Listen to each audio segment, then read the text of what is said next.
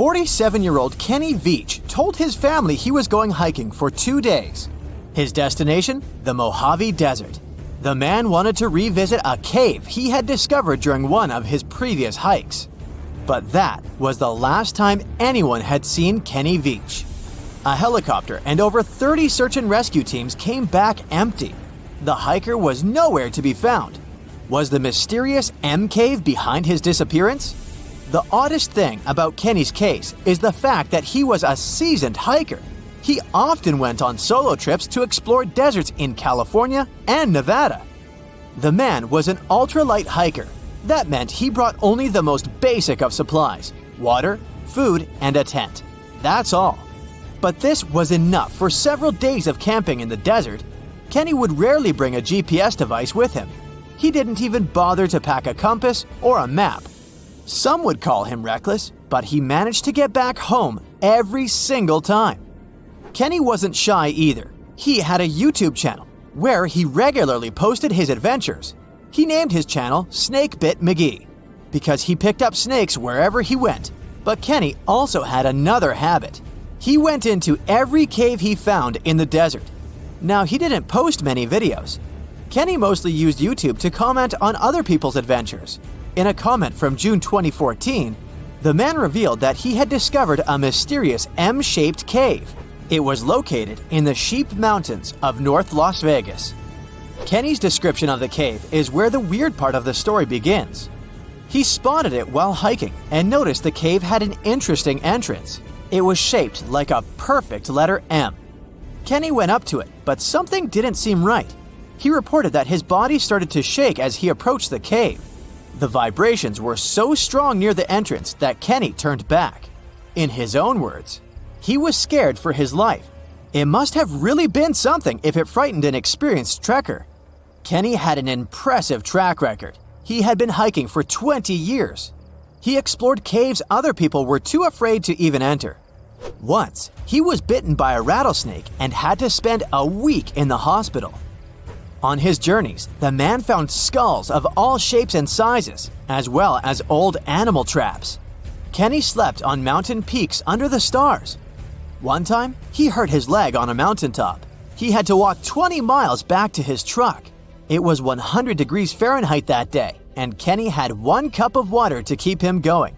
Kenny Veach was a true survivalist. But this one cave was a mystery to him. He admitted that he was totally unprepared that day.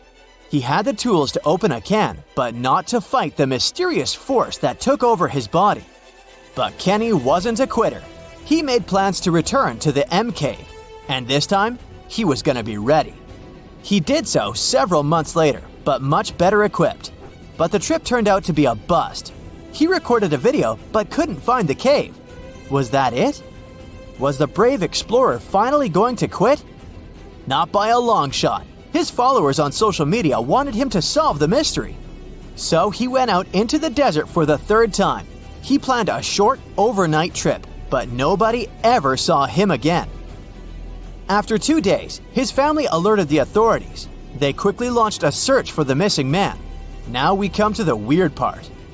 In one of his videos, Kenny stood in front of an abandoned mine shaft.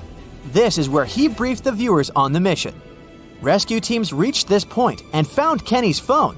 This was 10 days into the search, but the trail soon went cold. The rescuers feared the worst. They decided to send a camera down the shaft, but didn't find anything. For a full month, no one had any idea where Kenny was. And then, the mystery deepened. An unknown woman came forward online. She claimed to be the missing man's girlfriend.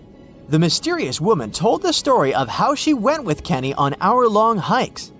She urged hikers to use GPS not to get lost. And then, a claim that shocked social media users. The woman believed Kenny's disappearance wasn't an accident. She revealed that her alleged boyfriend had some serious issues. Apparently, he had quit his job a year prior to his disappearance. Did Kenny Veach really trek into the desert to take his own life? People weren't convinced. Kenny's daughter believed her father just had an accident. In her words, he was a survivor.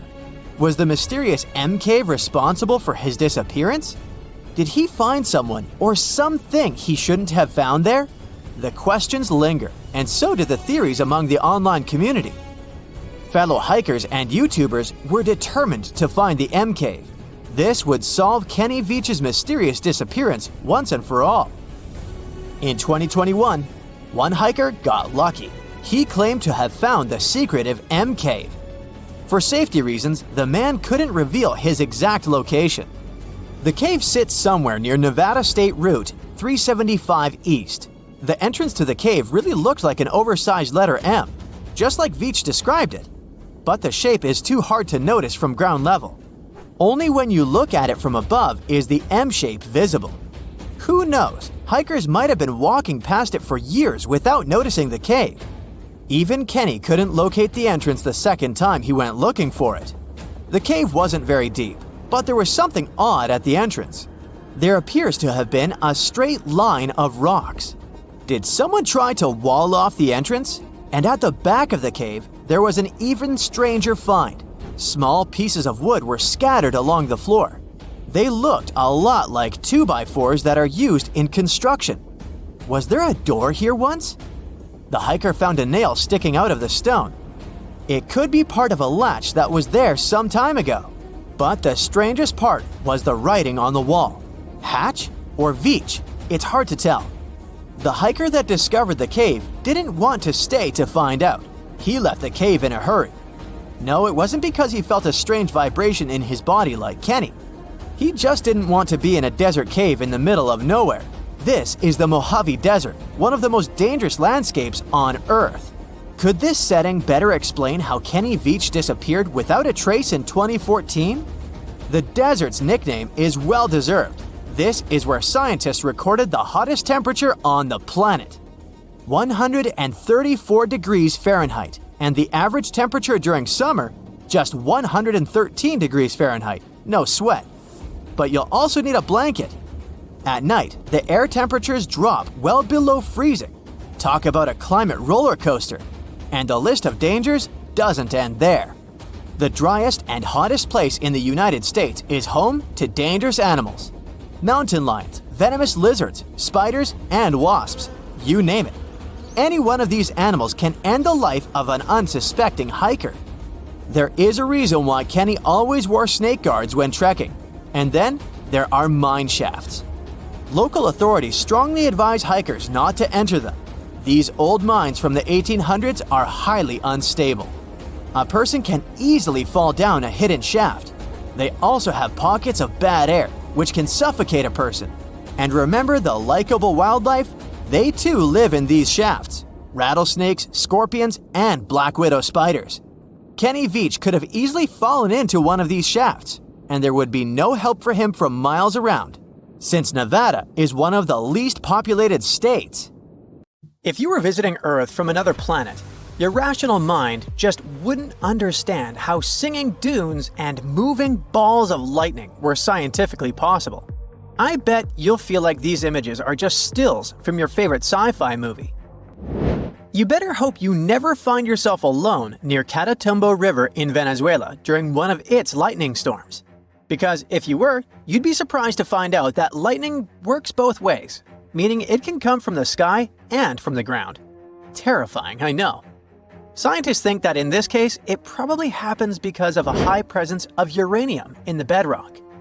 But it can also happen due to cold and warm air currents that meet around that area.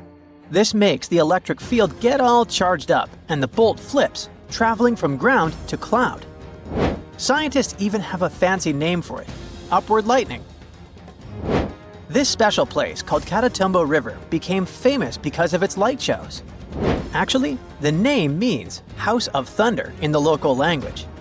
This phenomenon happens for up to 160 nights a year, and it can last around 9 hours a day. When scientists counted, they realized that the area could produce anything from 16 to 40 flashes of lightning per minute. Now, you've probably heard of Marco Polo, the 13th century Venetian merchant and world traveler. Well, in one of his voyages, he came across what he could only describe as singing dunes. The dunes literally started rumbling, like they were playing drums, and freaked him out so much he thought it was the works of evil, invisible entities messing with him. Fast forward to our times, and scientists have discovered how sand dunes produce these rumbles. A team of scientists studied a singing dune in Morocco. They chose a large, crescent-shaped one that makes noise all year round. If the wind is right, this dune can sing a few times every afternoon. It turns out that the wind forces sand to accumulate at the top of the dune until the angle of the slope reaches a tipping point of about 35 degrees. This accumulated sand drops down like an avalanche, and that's what produces a sound. The sand needs to be dry enough for the singing to happen, though. They're like nature's boombox. Isn't that something? This next one might be the most disturbing of them all. First, you'll see a flash of lightning, then a thundering boom, and finally, a curious light floating through the air and bouncing off surfaces like a white electric ball. Would you also hide under your blanket if you witnessed something like this?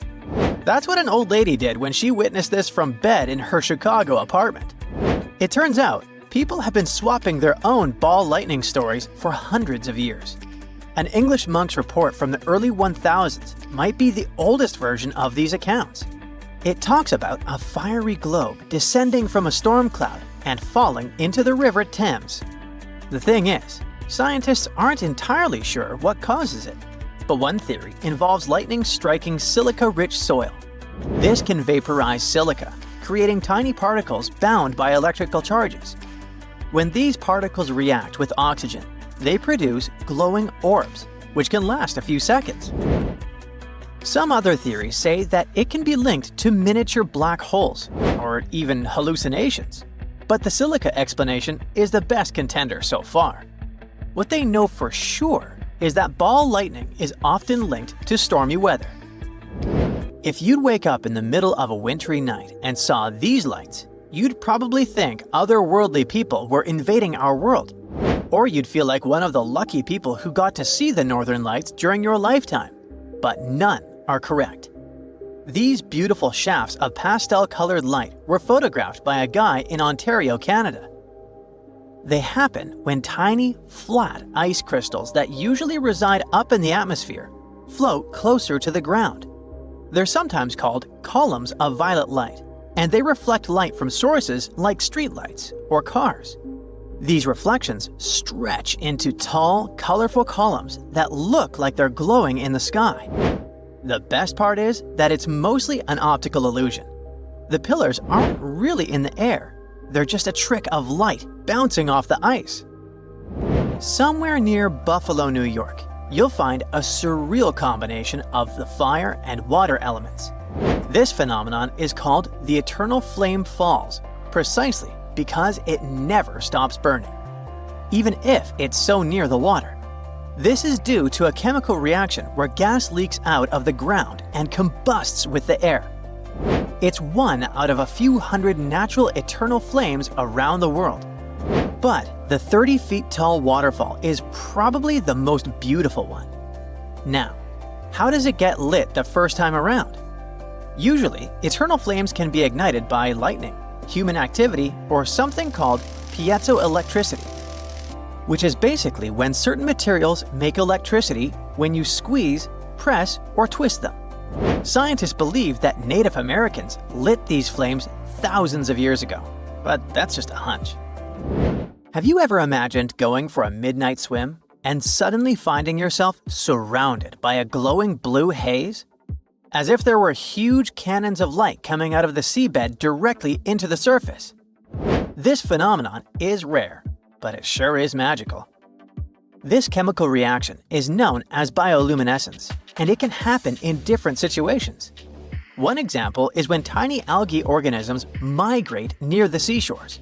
When these algae are disturbed, they try to defend themselves by glowing, and just happen to create the most beautiful spectacle. There's also a specific place in the world where you can see a similar phenomenon. It's in New Zealand. Hidden deep within the country's caves lie the so-called glowworms. They are the larval species of a fungus that happen to be luminescent. If you're lucky enough to tour around these caves, you'll feel like you're floating inside an underground galaxy. The sky can create lots of different cool phenomena, and this specific one is called a crown flash. If you were seeing it with your own eyes, you'd see a column of light jumping or dancing near the top of a cumulus nimbus cloud. Think of cumulus nimbus as massive, towering clouds that look like fluffy mountains. These are the clouds that usually announce thunderstorms, lightning, and heavy rain. Now, although you'd probably think crown flashes looked like some supernatural energetic door opening to the heavens, this is a very scientific phenomenon. It happens when sunlight reflects off tiny ice crystals inside the cloud. But here's the cool part. Those ice crystals aren't just floating around randomly. They're moving because of shifts in the cloud's electric field. As the field changes, the ice crystals realign, and the light they reflect moves too. That's why the crown flash looks like it's flickering or waving. Crown flashes don't happen all the time. You need a thundercloud with the right conditions, lots of sunlight, ice crystals, and a strong electric field. If you ever spot one, consider yourself lucky. It's like nature showing off a rare light trick. We usually see ever-burning hills in sci-fi movies, but this one is real. Located in the Arctic region of Canada, the so-called Smoking Hills is an unmatched sight on our planet. And here, things get even a little science fiction-y, since some minerals that exist in these hills were only ever found in a few places on our planet and outside it, like on the surface of Mars. The ground of Smoking Hills has been releasing smoke for at least a couple hundred years, non-stop. Explorers thought the area was home to an active volcano, but that was not the case. As science explains, the soil in the area is formed by sulfur and coal, and when they're in contact with oxygen, they spontaneously ignite, releasing constant smoke. I just warn you, don't be getting any touristic ideas. The environment is extremely hostile to human life, as the smoke is toxic and its temperatures are dangerously high. The surface of this river looks as if it's covered with fish scales. Is it a giant water dragon or some other ancient monster? Not really. The explanation is much more boring, but surprising at the same time. Now let's start from the very beginning.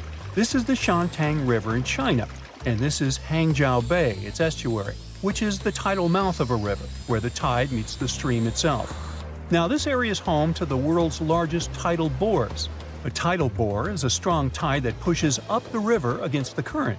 In the Shantung River, such tidal bores can reach a whopping 29 feet. The area regularly sees trains of large waves moving upstream. But in 2021, during a scientific expedition, experts discovered a marvelous natural phenomenon unique to this area. Sometimes, the tide comes in swirling waves. That's the famous fish scale tide. Thing is, this region has rotating currents, which means that the tide doesn't just move inland and then simply reverses its direction. Instead, a rotating current easily changes direction without changing its speed. This makes the Shantung River perfect for winding up with groups of waves crashing into one another at oblique angles, which is like a cross sea. Let's speak about this phenomenon now. These four-sided wave patterns in the ocean look mesmerizing, as if the ocean deities decided to play a round of giant chess. But what you observe is the phenomenon known as square waves.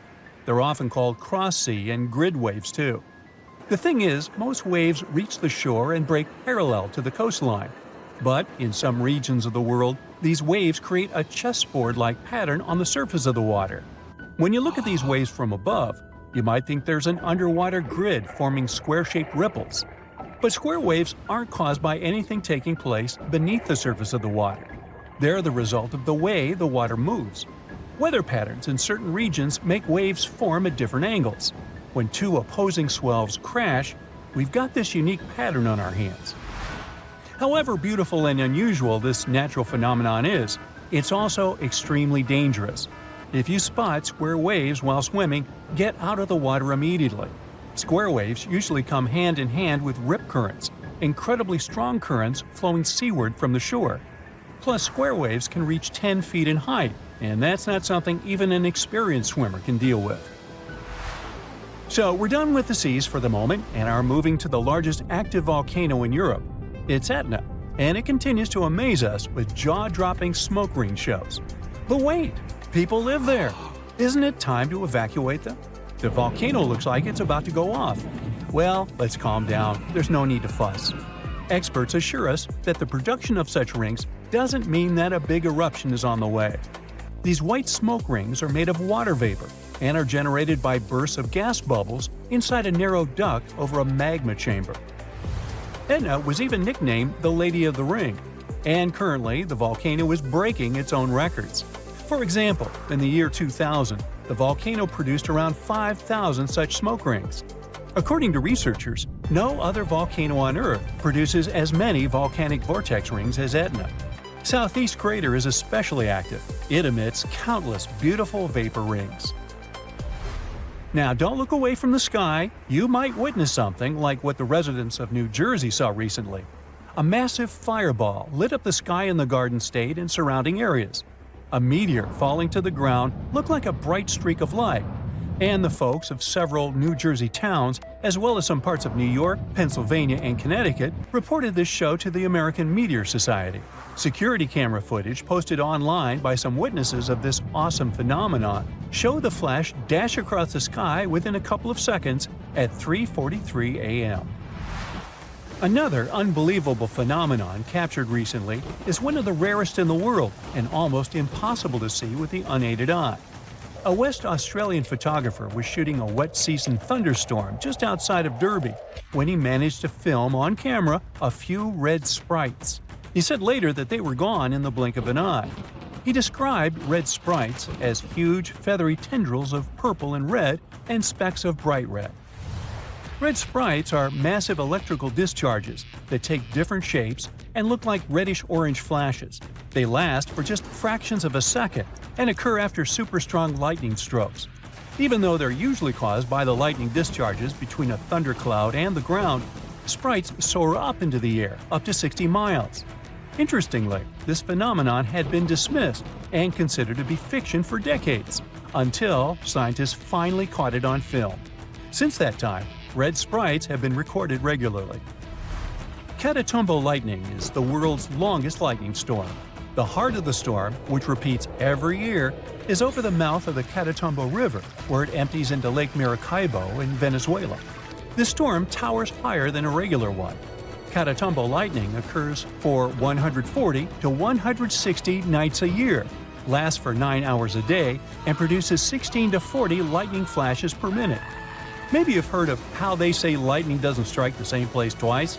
Well, Catatumbo doesn't seem to know about this rule. Or at least, it doesn't prevent storm clouds from gathering in the very same place year after year.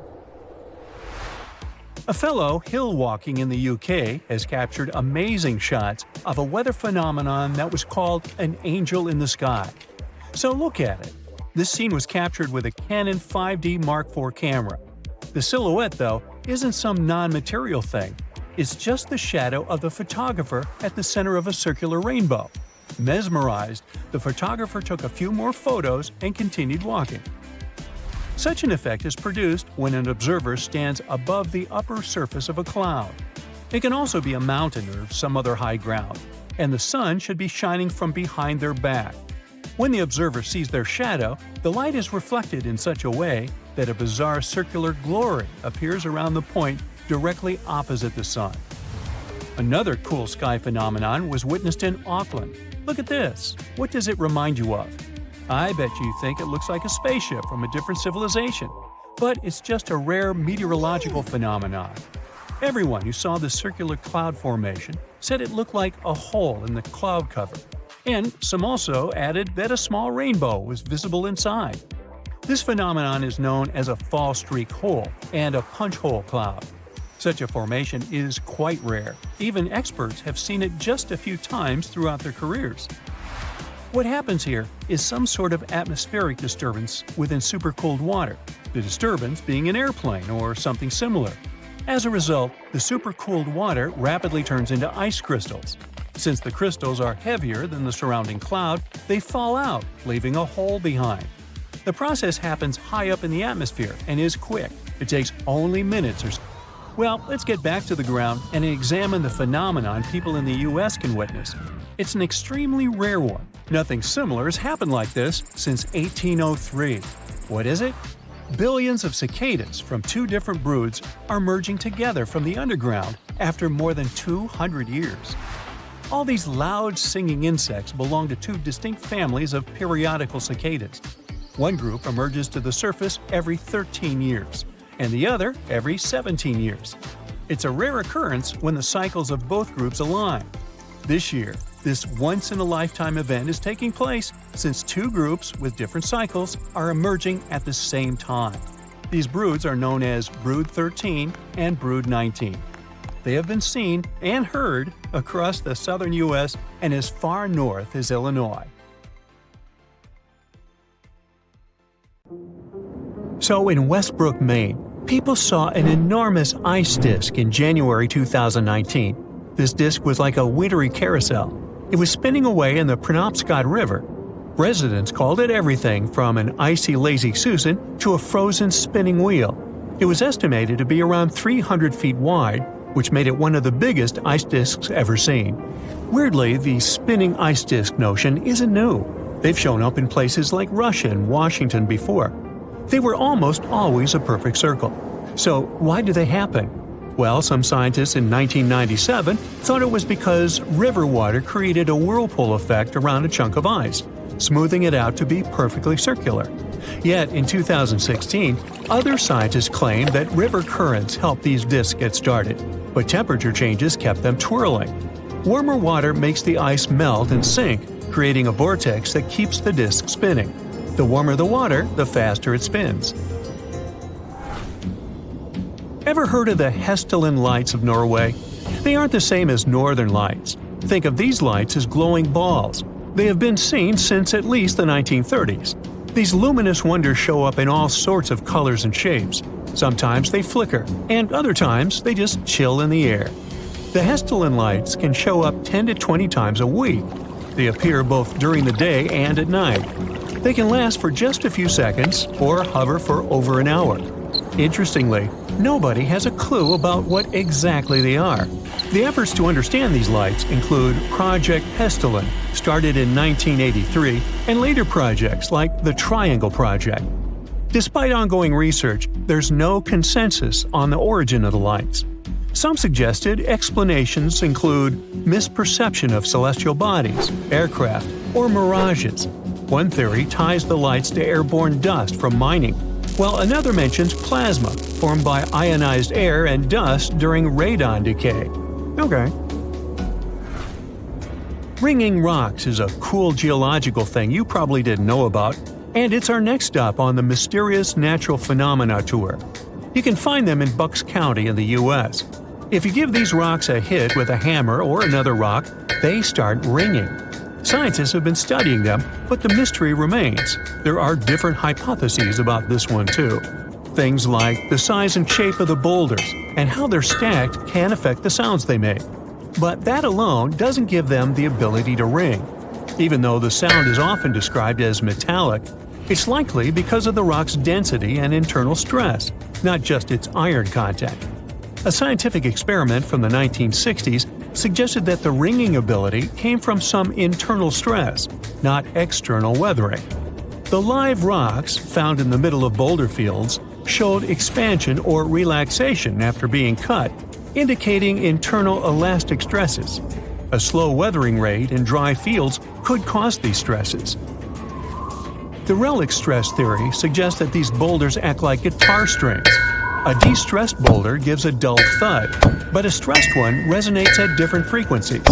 The boulders can still ring when removed from their fields, leading to myths about stealing them.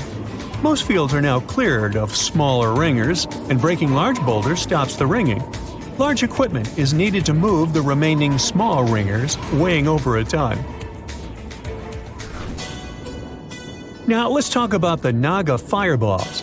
They only show up along the Mekong River in Asia. These picky fireballs hang out in just a 155-mile stretch of the river. The reddish glowing balls rise naturally from the water into the air. Their scope ranges from small particles to the size of a basketball. The reported number of fireballs varies from tens to thousands per night. They can be spotted all year round, but they seem to go wild during the full moon in late autumn. Why? Well, that's just another one of their little mysteries. Some have tried to explain the phenomenon scientifically. One theory suggests that flammable phosphine gas from the marshy environment could be the cause. However, skeptics argue that spontaneous ignition isn't likely to be the reason. Another scientific explanation involves free-floating plasma orbs created when surface electricity is discharged into a solution. Still, these typically occur in controlled settings during experiments, and not naturally. We can carry on with ball lightning. It's a super rare thing, a glowing ball that shows up in the air. It likes to make an appearance close to the ground during thunderstorms, hanging out with regular lightning. It can be red, orange, yellow, white, or blue, and it's often accompanied by a hissing sound and a funky smell. This flashy sphere of light is a quick show. It lasts just a few seconds, zooming around, and then poof! It's gone, sometimes quietly, sometimes with a little pop. Ball lightning might seem like a troublemaker, but it's usually harmless. Sure, it's been known to burn or melt stuff on occasion, but it's not out to get us. Scientists aren't entirely sure why it happens or how it's related to regular lightning. People have been tossing around ideas like weird air or gas behavior, high-density plasma stuff, or even a vortex of glowing gases. Even microwave radiation trapped in a plasma bubble is on the list. But don't get it confused with bead lightning. That's a different one, more like a string of beads. And it happens when a bolt of lightning sticks around for a good chunk of a second. Shh!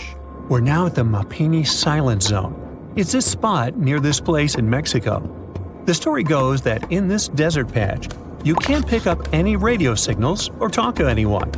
In July 1970, a rocket from Utah went off course and landed here. It was carrying some sort of cobalt. Authorities had to haul away tons of soil from the crash site. Now, thanks to the cleanup, the Silent Zone is wrapped up in myths. People talk about weird magnetic stuff, messing with radios, and about plants and critters going through mutations. Well, locals go with it, boosting tourism in the region. Alright, we can now talk a bit about the sun. Well, it's not just a big ball of fire. It's got an outer layer called the corona. Think of it as an invisible sun jacket made of gases. You usually can't see it because the sun is super bright. But there's a trick. During a total solar eclipse, when the moon slides between us and the sun, the corona shows up, all glowing and white. The corona is scorching hot, even hotter than the sun's surface, which is kinda weird. Scientists are on a mission to crack this heat mystery. They found something called heat bombs shooting from the sun into the corona, exploding and warming things up even more. But that might be just one piece of the puzzle. You see, the sun's surface is like a playground covered in magnetic fields. These magnetic fields create cool shapes on the sun, like loops and streamers. Special telescopes help us see these cool patterns up close. The corona stretches way out into space, and from there, it sends out the solar wind that moves through our solar system. Its particles are so speedy that they escape the sun's gravity. So, there's this cool spot called Kuala Sangalore Beach that you can only check out when the tide is low. The timing changes every day, and you can't get there when the tide is high. Most of the time, it's hiding under the sea, not even on the map. But when the tide's just right, bam, it pops up. Kind of like Malaysia's own version of Salar de Uyuni. People call it the mirror of the sky because when it's not underwater, it turns into a giant reflection of the sky. An awesome spot for cool Instapics. Besides being a sweet travel spot, it's also home to a bunch of marine life, like sea and baby clams that live all over the sandy shores. Now, have you ever wondered about the longest time it rained nonstop? Even an hour of rain could be a big deal if you're hanging out in a dry spot like the Atacama Desert in South America. It can set a record for that place. But in super rainy spots like the Amazon rainforest, having 40 days of rain in a row might not even turn heads. Interestingly, we only have rainfall records where people live and keep track. Many towns and cities skip the whole rain data collection thing.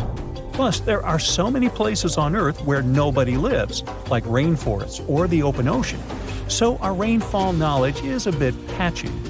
Now, if we were to talk about records, Hawaii has a couple. People there have some seriously long rainy days, especially on islands where winds come from the mountains. From 1939 to 40, they recorded 331 days in a row with measurable rainfall. If you're a person who likes to watch the rain at home with a cup of tea, this might sound ideal to you. But we need to see the sun at least occasionally. Getting some sun is good for your body and soul. Obviously, you get vitamin D. Just 5 to 15 minutes of sunlight a few times a week can make a real difference. And have you ever heard the phrase sunny disposition? Researchers found that people feel down when there's not much sun around. Sunny days make us happier. Sunshine boosts your serotonin, which fights off bad moods. That sunny serotonin isn't just for your mood, it also helps you sleep. And it's also a heart assistant.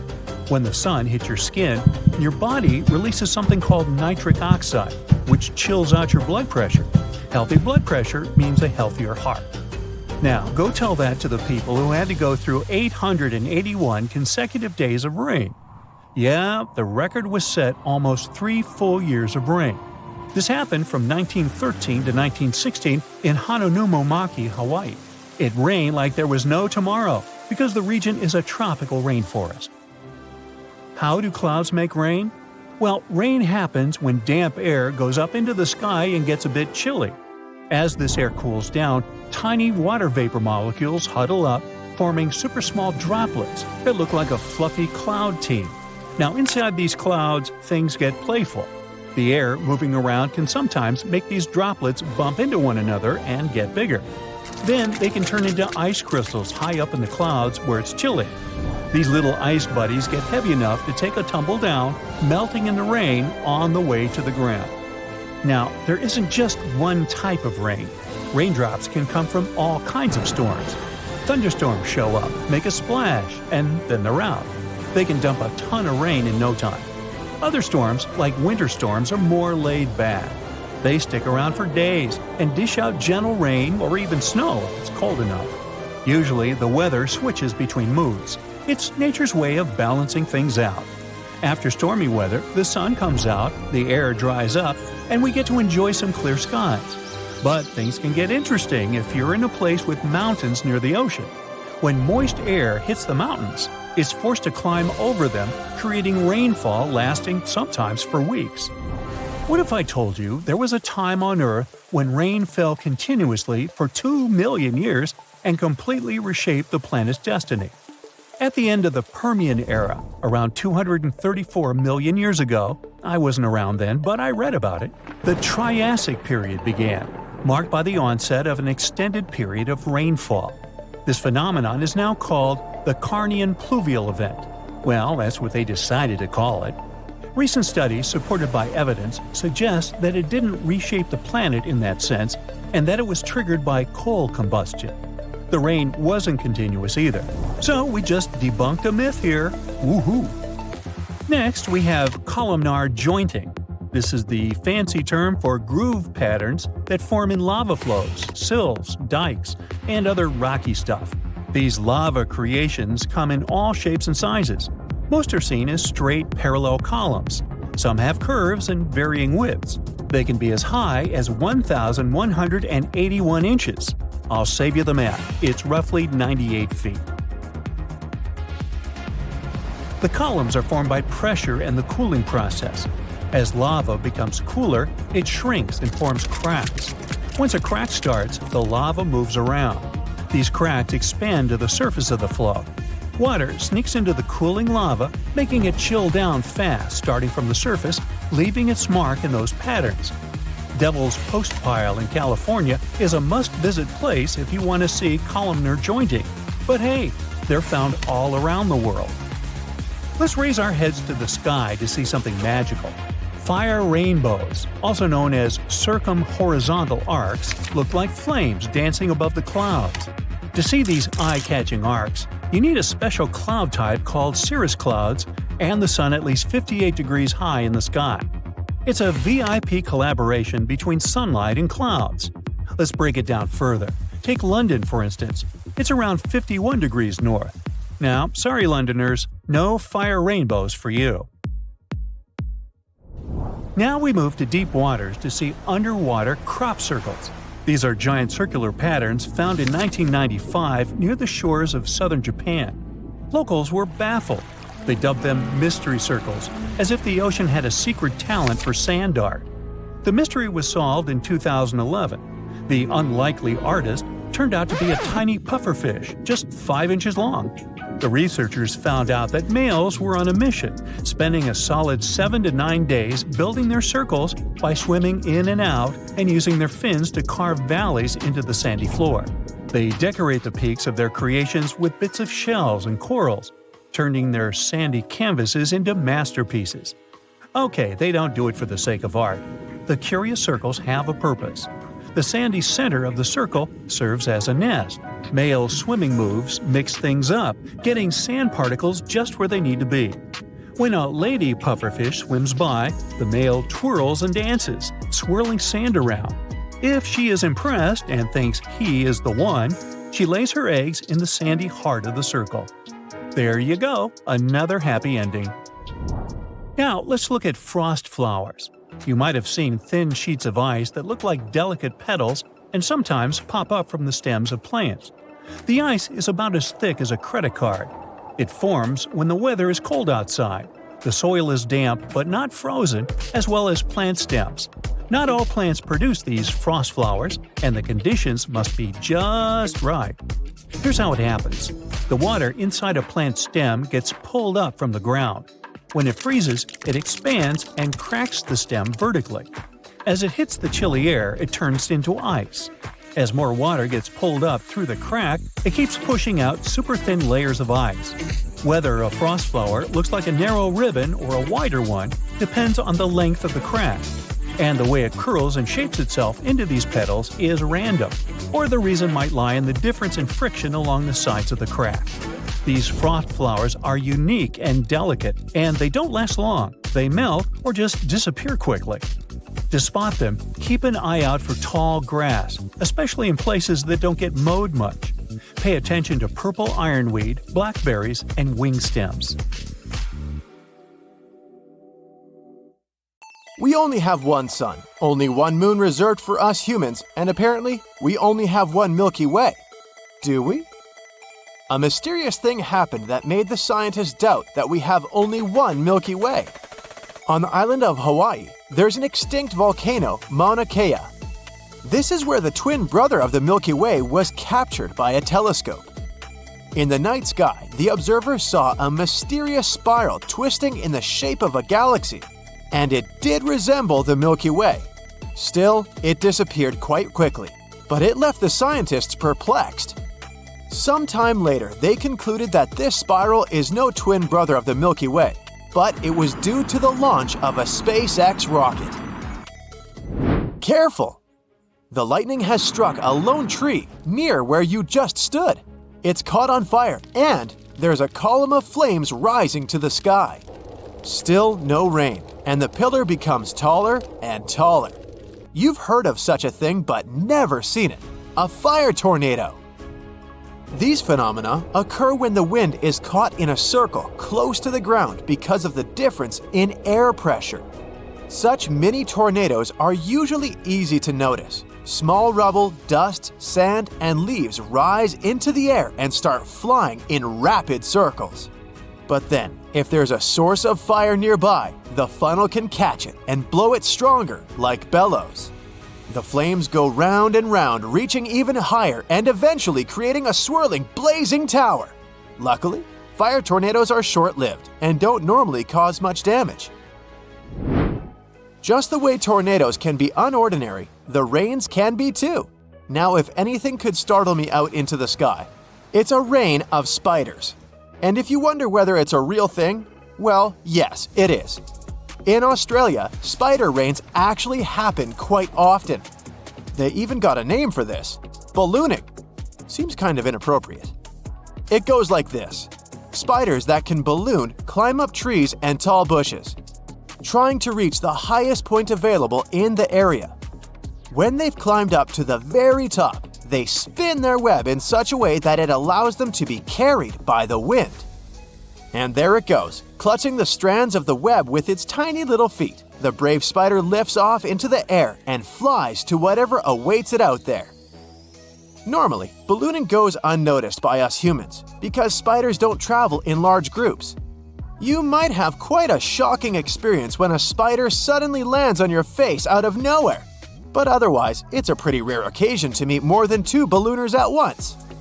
Still, when the weather gets particularly bad, with lots of rain or wind, thousands or even millions of spiders might decide it's time to move somewhere friendlier and take to the sky all at once. That's when spider rains occur. Those who witnessed the most recent ones back in 2012 and 2015 says it looks like a snowfall. Spiders slowly drifting down on their web parachutes that settle on the ground and turn it white. That's it, I'm moving to Mars. I draw the line at flying spiders. Now picture this. You look out the window and see something incredible. A rainbow. But it's dark already and the moon is shining in the clear night skies. Wait. That's exactly what it is. A moonbow. Also called a lunar rainbow. This event occurs extremely rarely. It's similar to a regular rainbow in everything except that it appears on a clear, moony night after a rain shower. Thankful for such a spectacle, you go to sleep. The next morning, you look out the window again and suddenly, the sun is all but blocked. And it seems to be night again. You hear distant rustling and some kind of cawing. Puzzled, you look up and can't believe your eyes. There are thousands upon thousands of birds in the sky, so many that they block all sunlight. This is called sortsol, or black sun in Danish. Very fitting.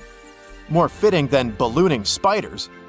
Normally, it only happens in Denmark, hence the name, where numerous migratory starlings take to the air at the same time to look for a place to stay for the winter. There are so many of them that they make the sky go black for a few moments. What are they doing where you are? Well, that's a good question. Money doesn't grow on trees, but it can fall from the sky. This is the kind of rain I'd like to see someday, a money shower, as opposed to spiders. One such event occurred in Germany. People just saw banknotes falling from a high-rise building. No one knows why it happened. Probably someone accidentally dropped a bag full of money out of a window. But that was around 50,000 euros. Those who were lucky to get caught in such a rain turned out to be very honest people, and they handed those banknotes, over to the police. Don't wait for the second rain of this kind to come. Go find a job.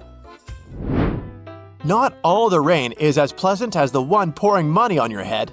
A pretty unpleasant kind of rain happened back in 1876 in Olympia Springs, Kentucky. Please don't be spiders, please don't be spiders. A Mrs. Crouch said that she had been making soap outside her home when suddenly, pieces of raw meat started falling from the sky all around her. Some of those chunks were pretty massive, reaching over 3 inches in diameter. Hey, dinner! Yeah, she'd rather choose Kentucky Fried Chicken, but she involuntarily ended up with Kentucky Meat Shower. Local newspapers reported that 2 people who decided to remain unknown tasted the meat and concluded it was either mutton or venison. Months later, scientists decided to find out the truth behind the strange event. It became a matter of heated debate until one of the researchers came up with the most reasonable conclusion. The meat rain must have been caused by vultures flying over the town at the time. These birds sometimes regurgitate the food right in the middle of the flight as a defense mechanism or to make their bodies lighter to fly faster. And that must have been what happened right over Mrs. Crouch's house, unfortunately. I love California. Let's teleport to LA. Can you see that? Almost right above you? There's a beautiful rainbow cascade of clouds. These are called a fire rainbow, or a circumhorizontal arc. Again, it's a rare thing, but here in Los Angeles, it's much more likely to occur than, say, in Berlin. Fire rainbows only appear when the conditions are right.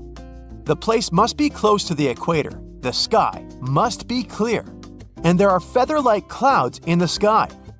The position of the sun matters too. It must be higher than 58 degrees above the horizon. Such clouds are made of ice crystals, and when the sun's rays hit them, the particles refract the light and create a rainbow.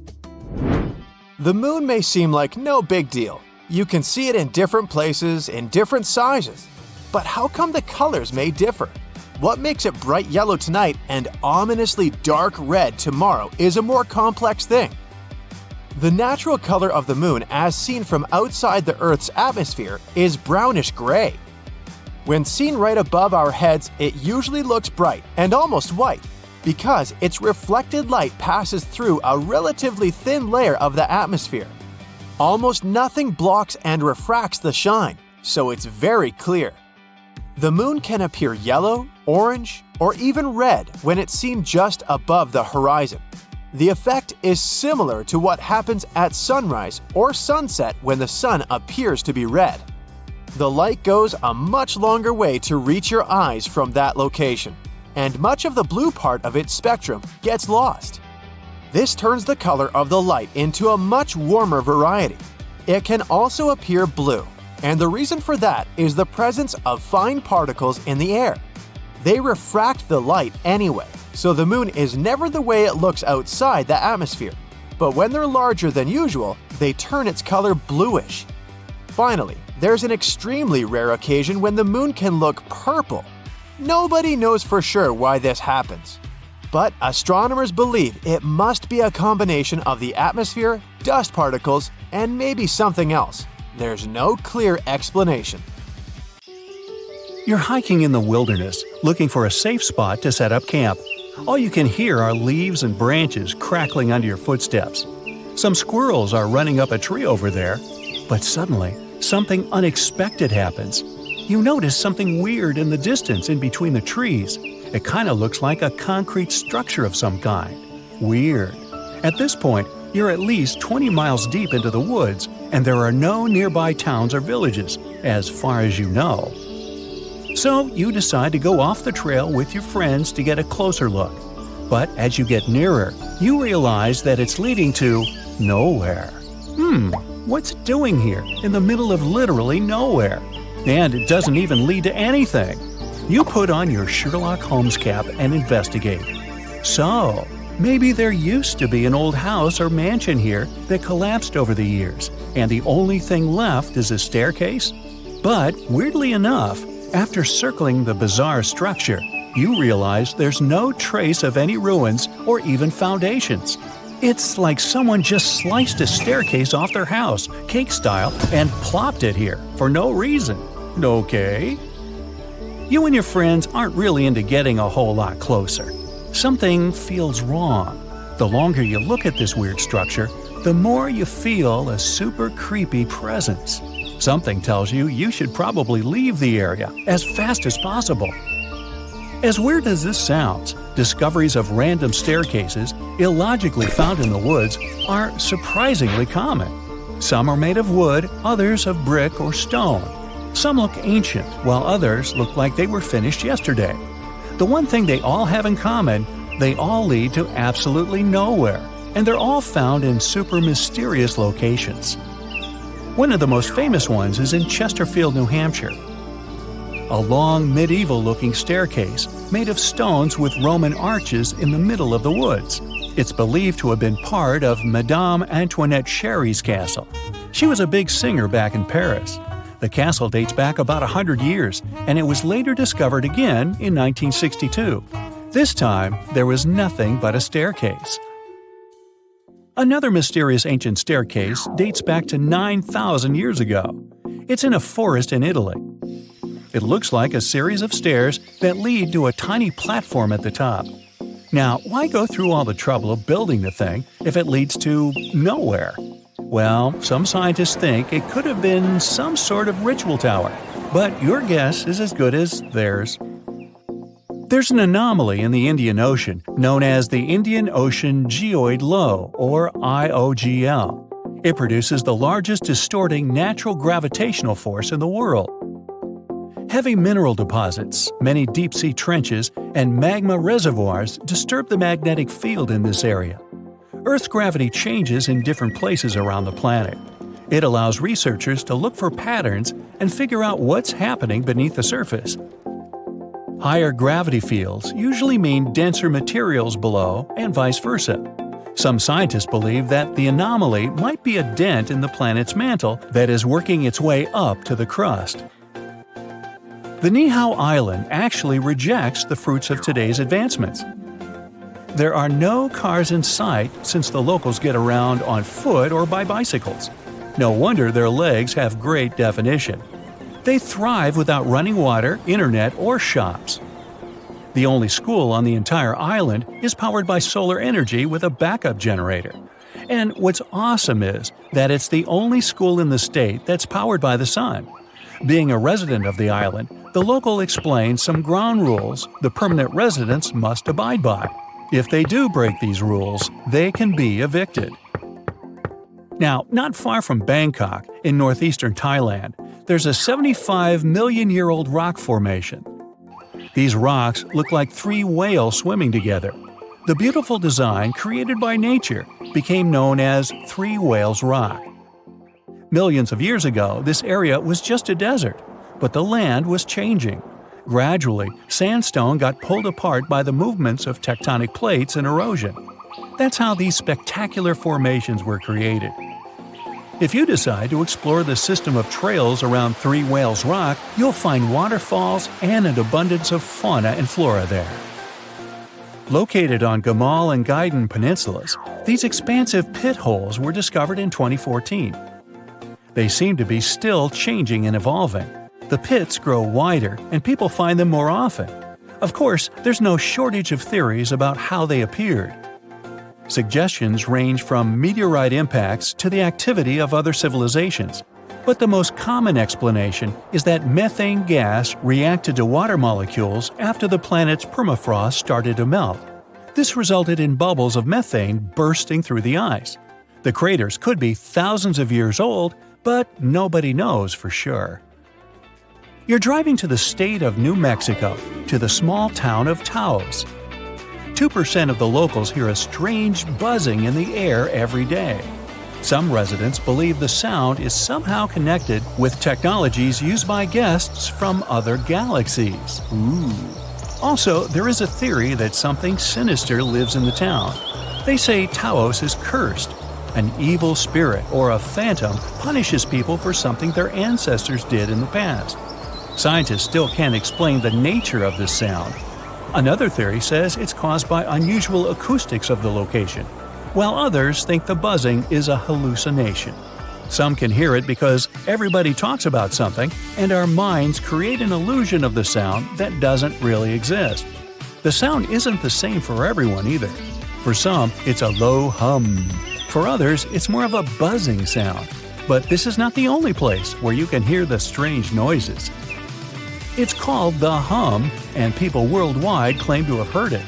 Some dwellers of a small village in Scotland describe it as a low, thick hum, while some residents of Florida heard a similar sound too. It's not exactly known where this phenomenon appeared, but the first time the media started talking about it was in the 1970s in England. Also, there are written records of a mysterious buzzing dating back almost 200 years. According to some estimates, only about 2% of people on the planet can hear the hum.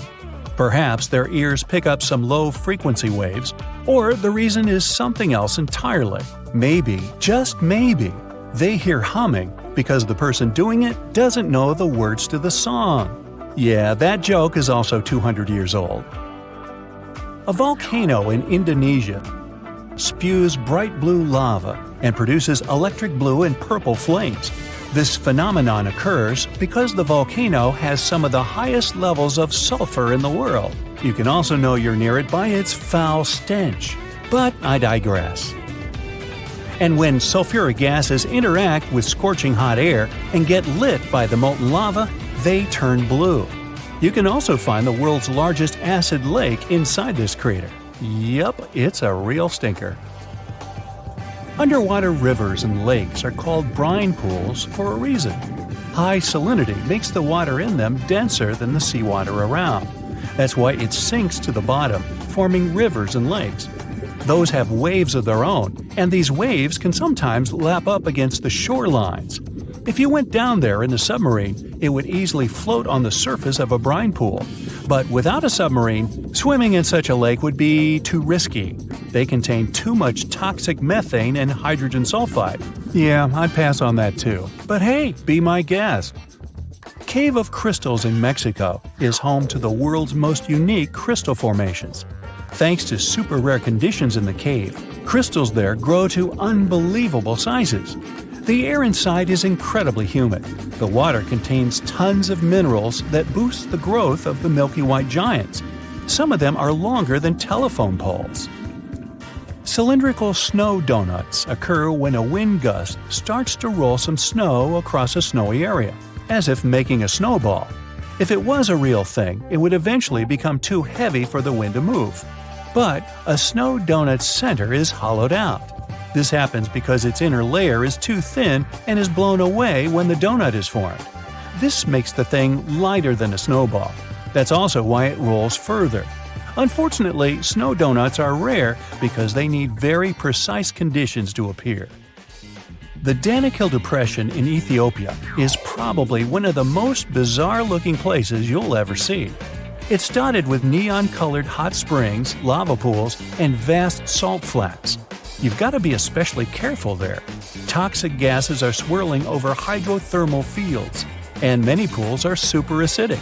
So, don't go swimming. Until at least 30 minutes after lunch. Just kidding. And finally, there's nothing mysterious about 28,000 rubber ducks found in the sea in 1992. That's when a ship transporting bath toys got lost in the ocean while traveling from Hong Kong to the U.S. Some of these ducks are still floating in the ocean several decades later. They've been spotted in South America, Alaska, Hawaii, and even Australia. And they make bath time lots of fun. Ooh, rubber ducky.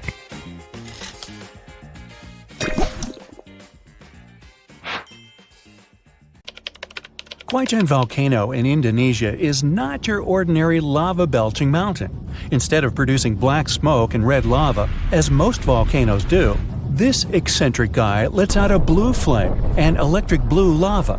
This phenomenon occurs because the volcano contains some of the highest levels of sulfur in the world, and when the sulfuric gases interact with scorching air and get lit by the molten lava, they start to turn blue.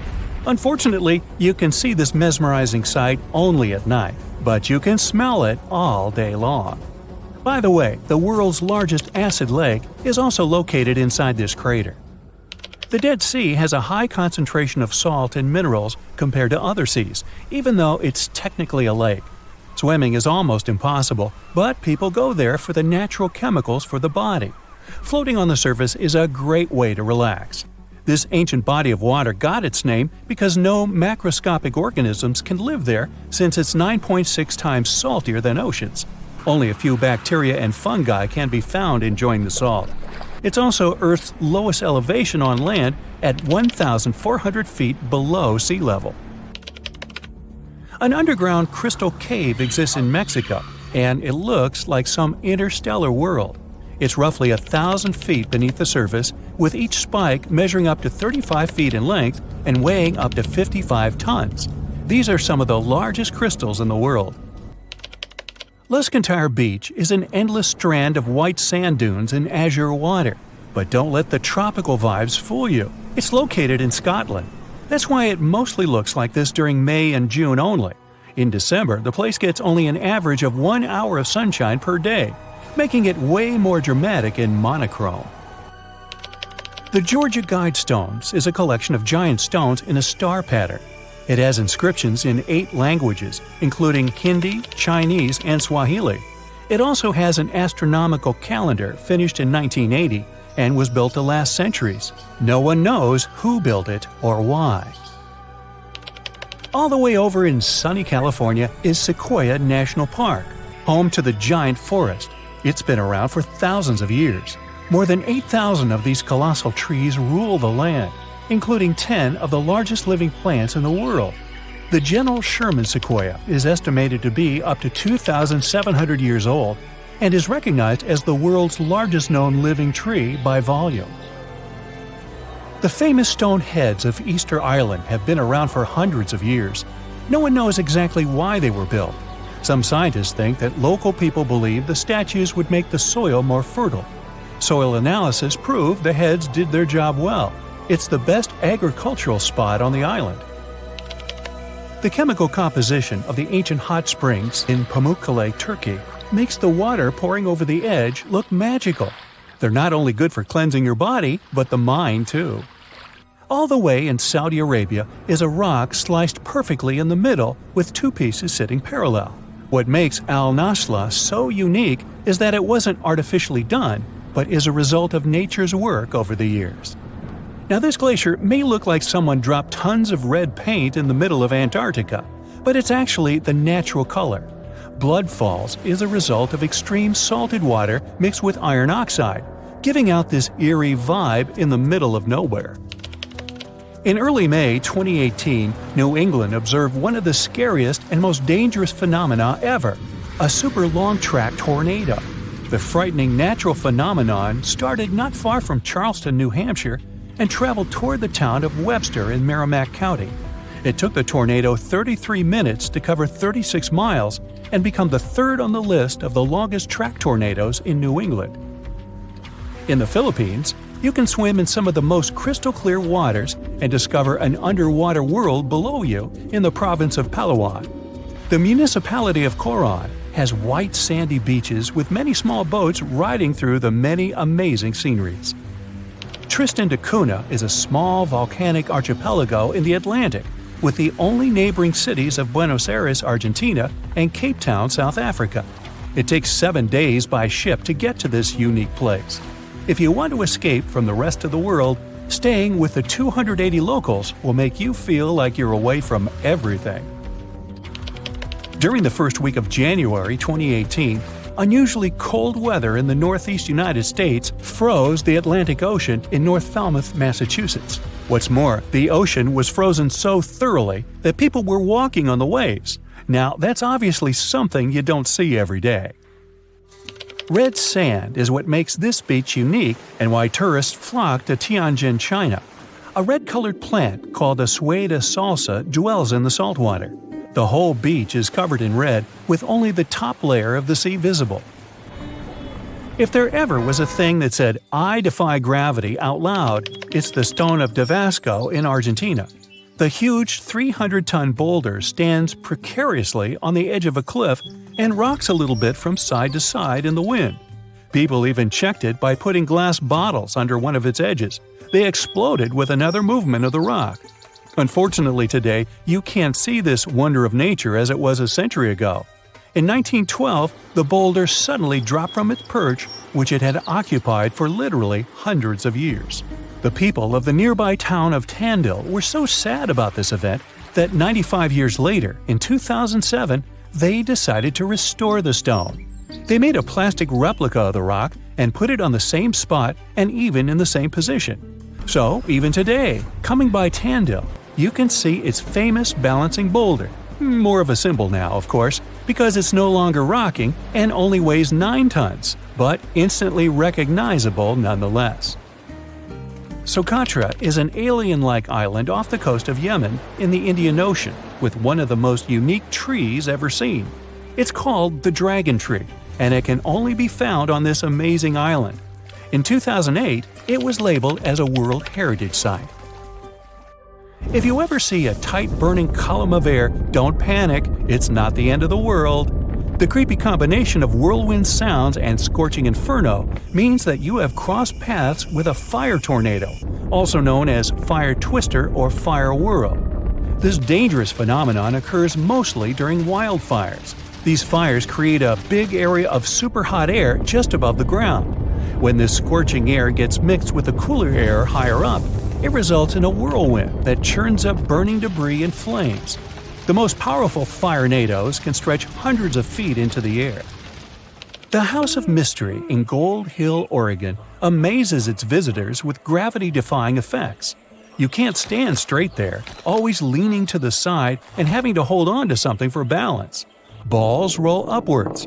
There's also a broom that stands perfectly still wherever you put it, unlike virtually everything else in the shack. The local Native American tribes called this place the Forbidden Ground, even before the house was built there, and they avoid approaching it. The owners of the shack, though, decided to turn it into an attraction, and they succeeded. They created an atmosphere of mystery around the place, and spread the news about it in newspapers and later on the internet, and voila! A perfect anomaly is made. In fact, it's no more than a curiosity, a human-made optical illusion that tricks your eyes and other senses. Now, if you travel to the Philippines, Indonesia, or Papua New Guinea, you'll have a chance to see some of the most unusual and cheerful trees in the world. The trunk of the rainbow eucalyptus looks as if it had been painted orange, green, red, purple, yellow, brown, blue, hey, you name it. Some trees are so bright that they seem artificial. The rainbow eucalyptus regularly sheds strips of bark, which reveals a bright green layer underneath. A bit later, this green layer gradually changes its color. And since the shedding happens at a different time in different places on the trunk, the tree starts to look multicolored and very attractive. Yemen is home to the oldest skyscrapers in the world and the oldest metropolis.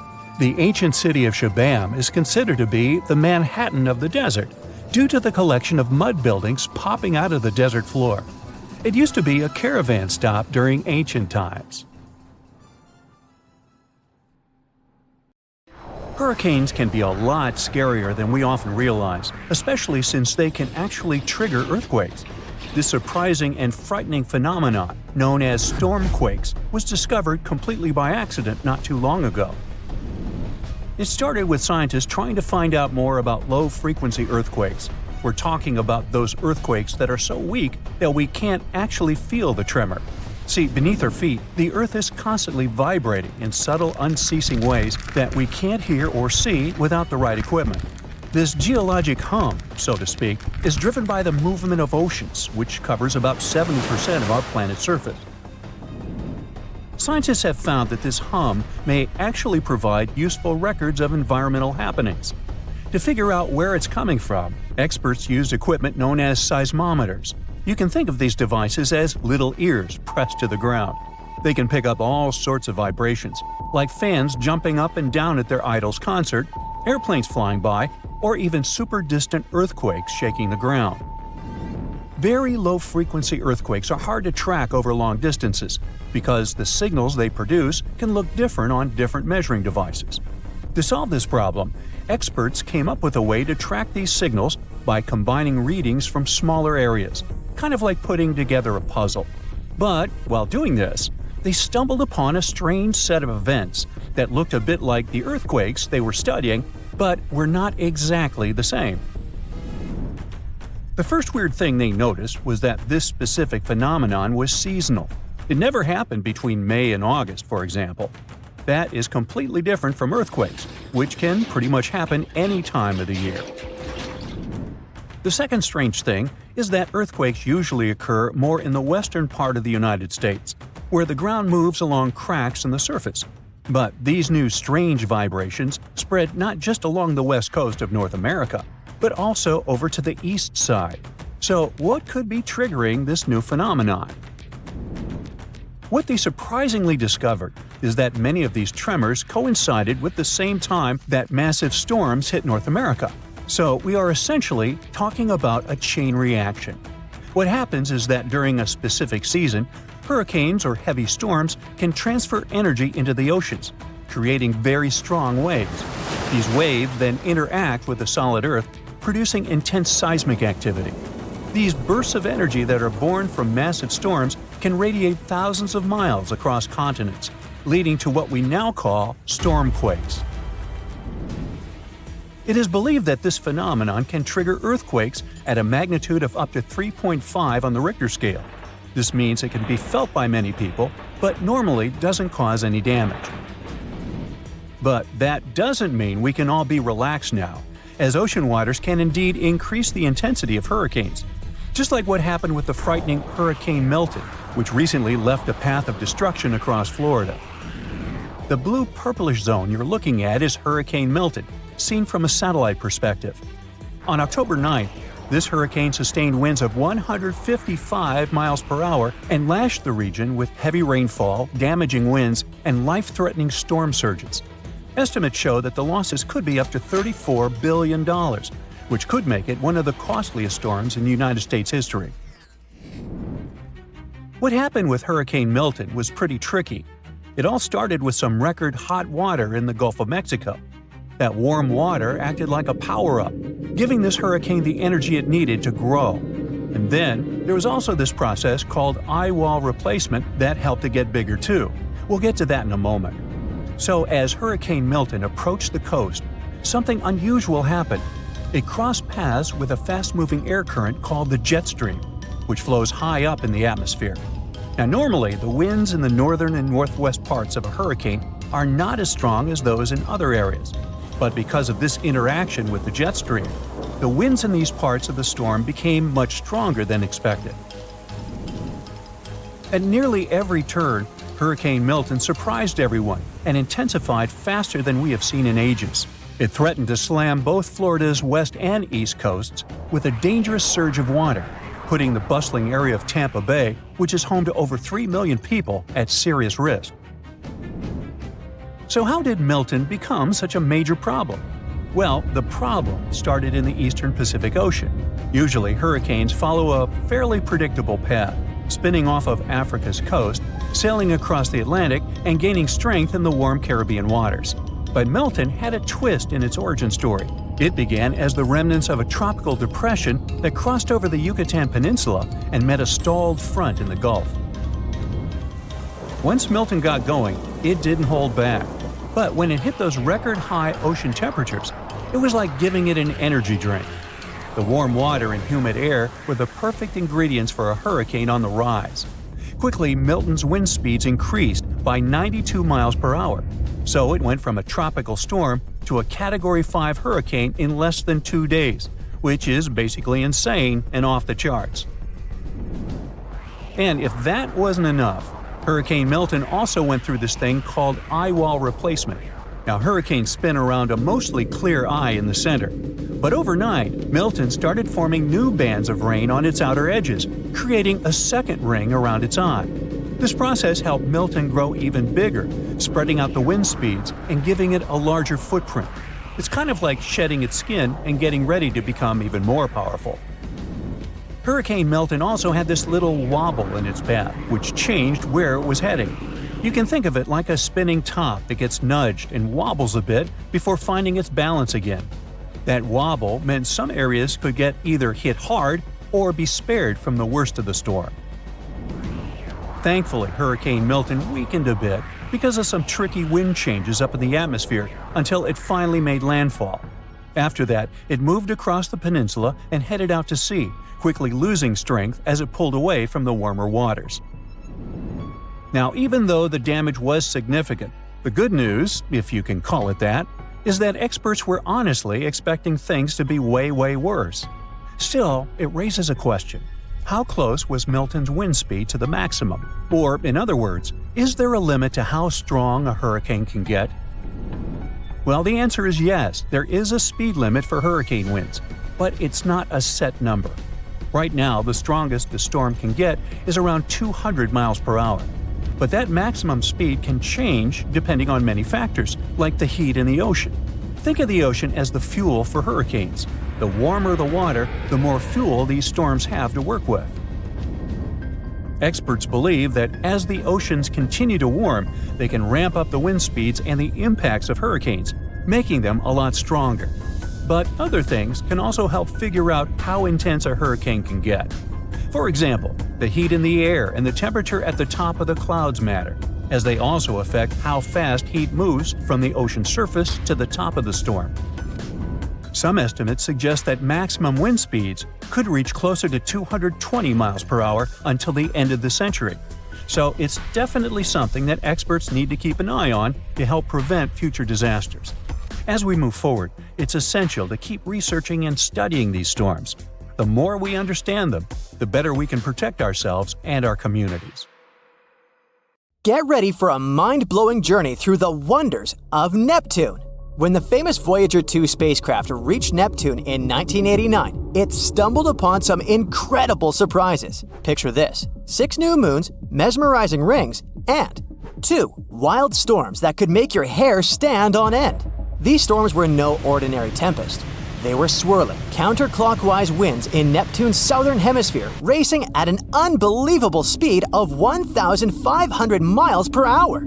Astronomers were astounded. The first one was named the Great Dark Spot. The second one was very originally called Dark Spot 2. Even though the storms vanished by the time the Hubble Space Telescope turned its lens to Neptune, scientists were still eager to uncover the secrets behind their ferocious winds. Over the following years, we found several more similar spots on Neptune. Hubble has been our interstellar paparazzi, capturing breathtaking images of these wild storms. In 1994, it snapped photos showing that the 2 spots previously seen by Voyager 2 had vanished into thin space, proving that these storms don't stick around for long. Well, at least not by giant planet standards. Then, in 2015, astronomers were analyzing images of a small whirlwind on Neptune, and they noticed something extraordinary happening. Bright, white clouds began swirling in a different spot, and by 2018, voila! A massive dark storm as wide as Earth had burst into existence right there. It was the first time we've ever witnessed this storm being born with our own eyes. Imagine being there to witness the moment a great dark spot storm is born on Neptune. It's like watching a cosmic miracle unfold. This event has given scientists new information about these mysterious storms. So we now know of 6 great dark spots on Neptune. And here's the weirdest part. These massive storms on Neptune behave very differently from, let's say, the famous Great Red Spot on Jupiter.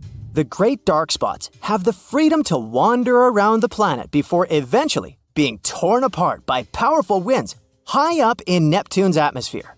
It's like they're interplanetary nomads. Now, when the newborn storm appeared, scientists noticed something fascinating. There were these bright white clouds made of frozen methane floating above the storm. This discovery tells us that these great dark spots form deeper in Neptune's atmosphere than we previously thought. It's like the storm starts brewing from deep down and pushes methane clouds up to the top. It's a bit like when you see fluffy clouds forming above a mountain peak. By understanding these connections, scientists can learn more about how these storms work and what makes them so unique. The study team also estimated how often these fantastic storms appear on Neptune. It seems they pop up every 4 to 6 years, and each great dark spot lives a relatively short life of around 2 years. Some, however, manage to stick around for up to 6 years. Impressive longevity! But there's still so much we don't know about these captivating storms. We're itching to measure their wind speeds, for instance. Scientists estimate them to be around 223 miles per hour. It's quite similar to wind speeds within Jupiter's Great Red Spot. Thankfully, more observations and analyses from Hubble will help us uncover these mysteries and more. But there was another puzzle that left scientists scratching their heads. Imagine this. Despite being farther away from the Sun than its neighbor Uranus, Neptune was actually warmer. Let's pause for a moment and think about what warmer means on a gas giant like Neptune. Unlike our solid Earth, we can't stick a thermometer into its surface. We can only peek into the outer layers, which means we're not getting the full picture.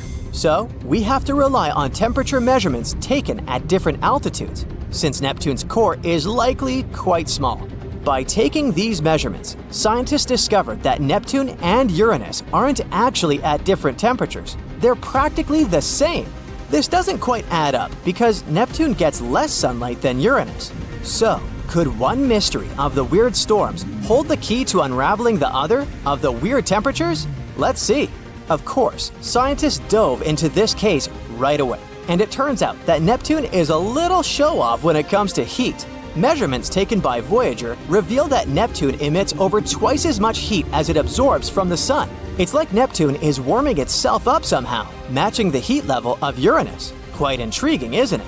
But here's the plot twist. Neptune isn't the only rebel in the gas giant gang. Jupiter and Saturn also emit almost double the heat they receive, just like Neptune.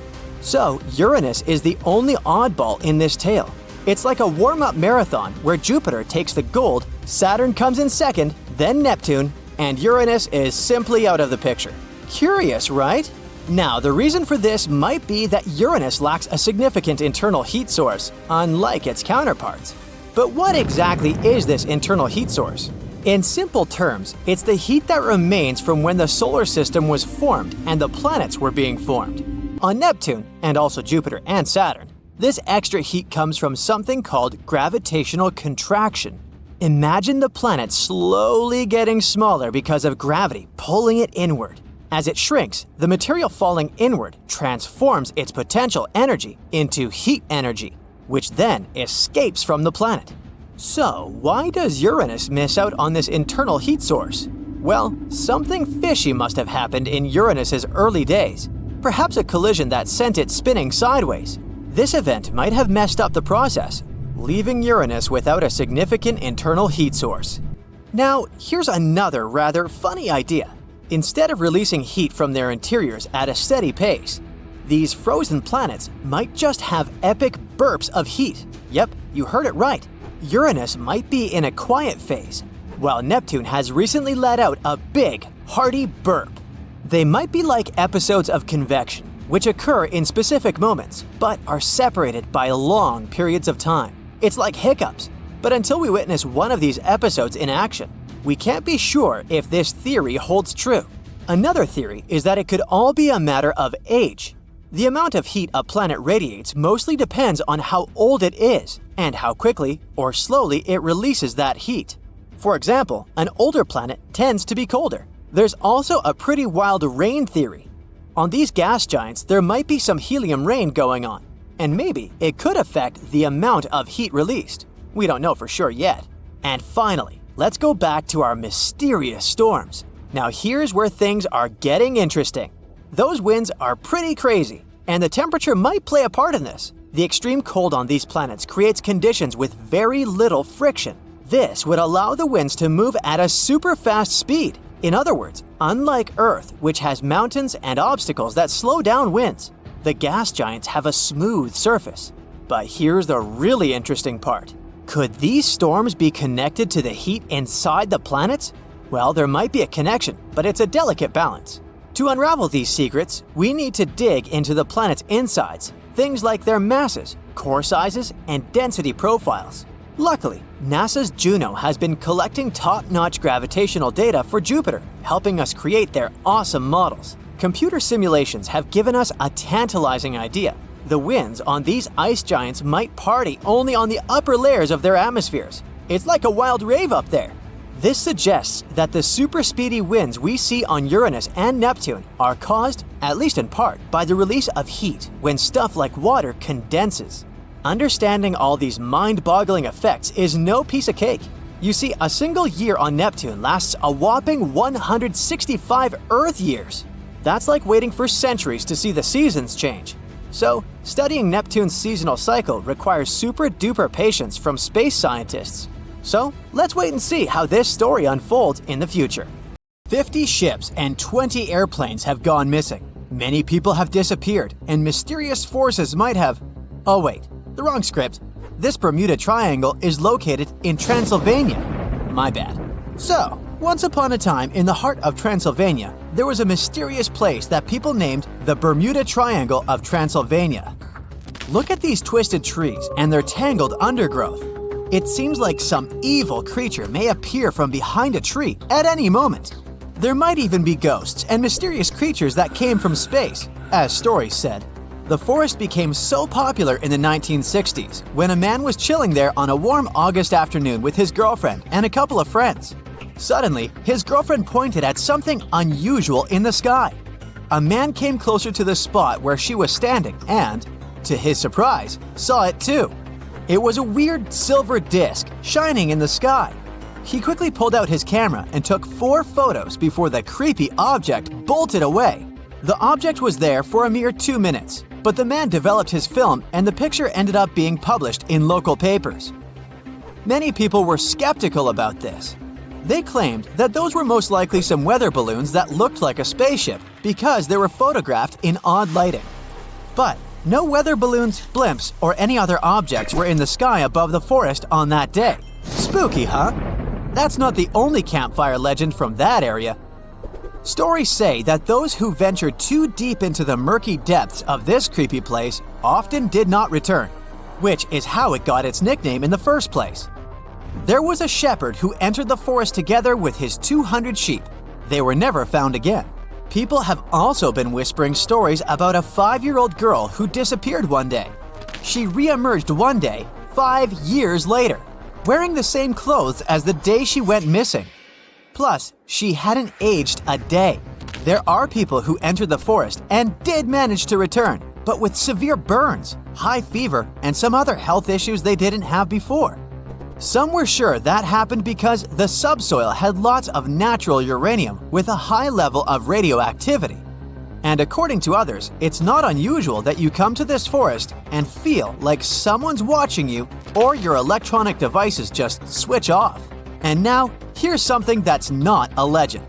The forest has a rich history. Some sources say it was home to the oldest settlement in Romania, dating all the way back to 6,500 BCE. Trees themselves are pretty mysterious. They grow in creepy spirals or have some unexpected zigzag patterns. Even though some scientists have come there to explore this phenomenon, they couldn't find the answer to why they're like this. It seems as if trees are twisting their limbs so they can reach out and grab you when you're not looking. And that's what's interesting. Each of these twisted trees spirals in a clockwise direction. But legends say lots of inexplicable things have happened in a specific part of the forest where you can't find trees or any other types of vegetation. It's a perfect circle called the clearing. The perfect name for a horror movie inspired by all these stories. The soil in this area with no vegetation has been tested, and no one has found any weird stuff or anomalies that could potentially stop plants from growing there. Some locals believe the forest has positive energy, which is why it's good to make a wish there. But many more people let their imagination run wild, telling stories about paranormal activities happening there, like mysterious spheres popping out in the middle of the forest or extraterrestrial lights. Either way, you and your castle can step aside, Dracula, because you're not the only scary story from Transylvania. Here's another reason you won't be able to sleep well tonight. The Isla de las Muñecas, or the Island of the Dolls. In the middle of the eerie and murky waters of canals near Mexico City, there's a small island. It may look charming at first, until you realize it's home to hundreds of dolls hanging from the trees and scattered throughout the overgrown vegetation. These dolls are old and decaying. They've lost their color over time, and their once cheerful faces are now twisted into expressions of despair and horror. There is a sad story behind this disturbing place. It says the island used to be home to a reclusive man who left his family more than 50 years ago to live alone on the island. He started obsessively collecting dolls that were lost in the canal. The story says he even traded products he grew to locals to get more dolls. The man didn't clean these dolls nor show any interest in fixing them. He would just decorate his island with them regardless of the state in which he found them. Even those that looked good ended up ruined due to winds and rain. They weren't just outside. His cabin was full of these scary dolls too. Many people were terrified of this place, claiming it was cursed, but others believed the dolls safeguarded the island. Moving to the suburbs of North London, where you can find the mysterious Highgate Cemetery. It's definitely not a typical resting place for the dearly departed. This cemetery has so many peculiar graves, including those of Karl Marx and Douglas Adams. But that's not what draws visitors to its gates. People come there because of the legends claiming that this place is haunted by all sorts of spooky creatures, including vampires. Yup, stories about shadowy figures hovering over graves with glowing red eyes and sharp fangs never get boring. But this place wasn't always this creepy. It was established in the middle of the 19th century, once neglected and overgrown with crumbling monuments and vegetation that seemed to swallow up graves. But these legends became popular along with the place itself in the 1970s, after the cemetery had appeared in several horror movies. Some visitors there are even self-proclaimed vampire hunters. There's this peaceful and charming village called Pluckley, just a short drive away from London. At least that's what it seems at first sight. People whisper Pluckley could be the most haunted village in England. As you go through its winding streets, you'll come across many spots legends say are haunted. Many of them are connected to the Daring family, which held the title of Lords of the Manor for over 4 centuries. What gives the sense of old times is the round-topped windows on many buildings. Legend has it, hundreds of years ago, Lord Daring escaped when his enemies captured him. He jumped through one of these windows head first. In commemoration of this pretty daring act, every window in the manor house and the village was made in the same style. Even though the manor house burned down in 1951, the legacy of Lord Daring's escape lives on in the charming village of Pluckley. Some say Pluckley is surrounded by the so-called Screaming Wood. There are many legends about paranormal events that have occurred there. There are nice walking trails in this wood, but to be honest, I'd only be brave enough to hit them during the day. And how about the Crooked Forest? It's in Poland, and it consists of 400 pine trees whose trunks take a sharp 90-degree turn and then become weirdly curved, like the letter J. Someone planted them in the early 1930s, but it's still not completely clear how all these trees got the same curve. One scientist said this looked like a typical response to gravity. Plants have a special mechanism that allows them to reorient themselves when the stem is horizontal to gravity. So, these trees may have been grown this way for making boats or furniture. Of course, human imagination goes way beyond science, so many tried to explain the existence of these trees with stories of spirits that possess these trees or mysterious creatures from space that made them this way. Okay, I'm on. Let me just grab my popcorn. The liquid rainbow, or the River of 5 Colors, exists, and it's located in La Macarena, Colombia. Here, you'll be able to see red, yellow, green, and purple waters flow down the river. And the color depends on the water or light conditions. The Macarena clavigeira, an aquatic plant, is the one responsible for this beautiful natural phenomenon. It latches onto the rocks found in the riverbed and gives the river that particular reddish hue. It also helps that the water here is really clear, since there are almost no nutrients or other small particles. The hottest place on Earth and the lowest point in all of North America is called the Death Valley. While traveling there, you may be tricked into thinking you're suddenly surrounded by ice. But that's not frozen water, it's actually salt. As rain mixes with minerals, they dissolve the outer layer of rocks surrounding the area. When the water evaporates, we're only left with the salt. This surreal landscape becomes even more striking once you see the dunes. They only account for a small portion of Death Valley, but are some of the most memorable sights, some rising over 680 feet. Should you ever be at the top of the dunes, you may be lucky enough to experience one of the strangest wonders of the desert: singing sand. Truth is, we've yet to fully understand this phenomenon. One explanation could be that the sand that slides down the dunes actually creates this sound because of the friction between its grains.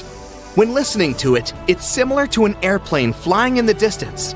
This is one of the few places on Earth where the sand makes such a loud noise that it can be heard by visitors, along with the Namib Desert in Africa or the barking sands of Hawaii. Earthquake lights can appear before, during, or immediately after an earthquake. These white and blue lights generally last for just a few seconds, but you might catch one of those rare 10-minute ones too at times. It's difficult to study this natural phenomenon because earthquake lights seem to appear at different distances from the epicenter of the earthquake. Sometimes they happen directly over the epicenter, other times as far as 250 miles away. What we do know is that they only happen when the earthquake is strong enough, a Richter scale rating of 5.0 or above. It may have something to do with the release of ionized oxygen by the breaking of certain stone types.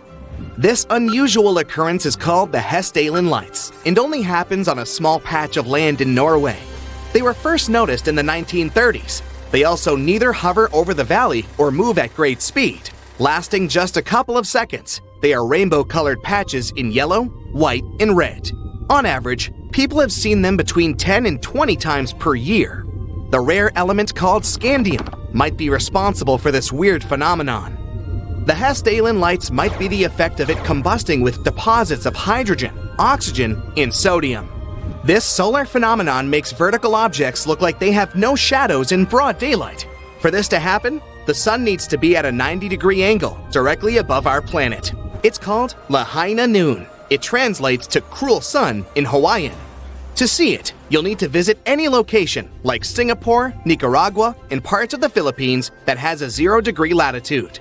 In any of these places, you can enjoy Lahaina Noon twice a year. People can see a clear reflection of the sky in the waters of Sasaran Beach, Kuala Lumpur, twice a month. That's because the tides are the lowest during the new moon and full moon days. The thin layer of water stretches across the smooth sand and makes it look like a mirror. Locals call it Mirror of the Sky, and it's a great place to take pictures that almost look photoshopped. The Namib Desert in Namibia is unlike any other desert. These weird circular patches spread all across the Namib, in an area of about 1,553 miles. They're also nicknamed the fairy circles, and the mysterious phenomenon that causes them was discovered a few years ago, in 2017. For starters, since there is little water in the desert, plants compete for food and eventually disappear.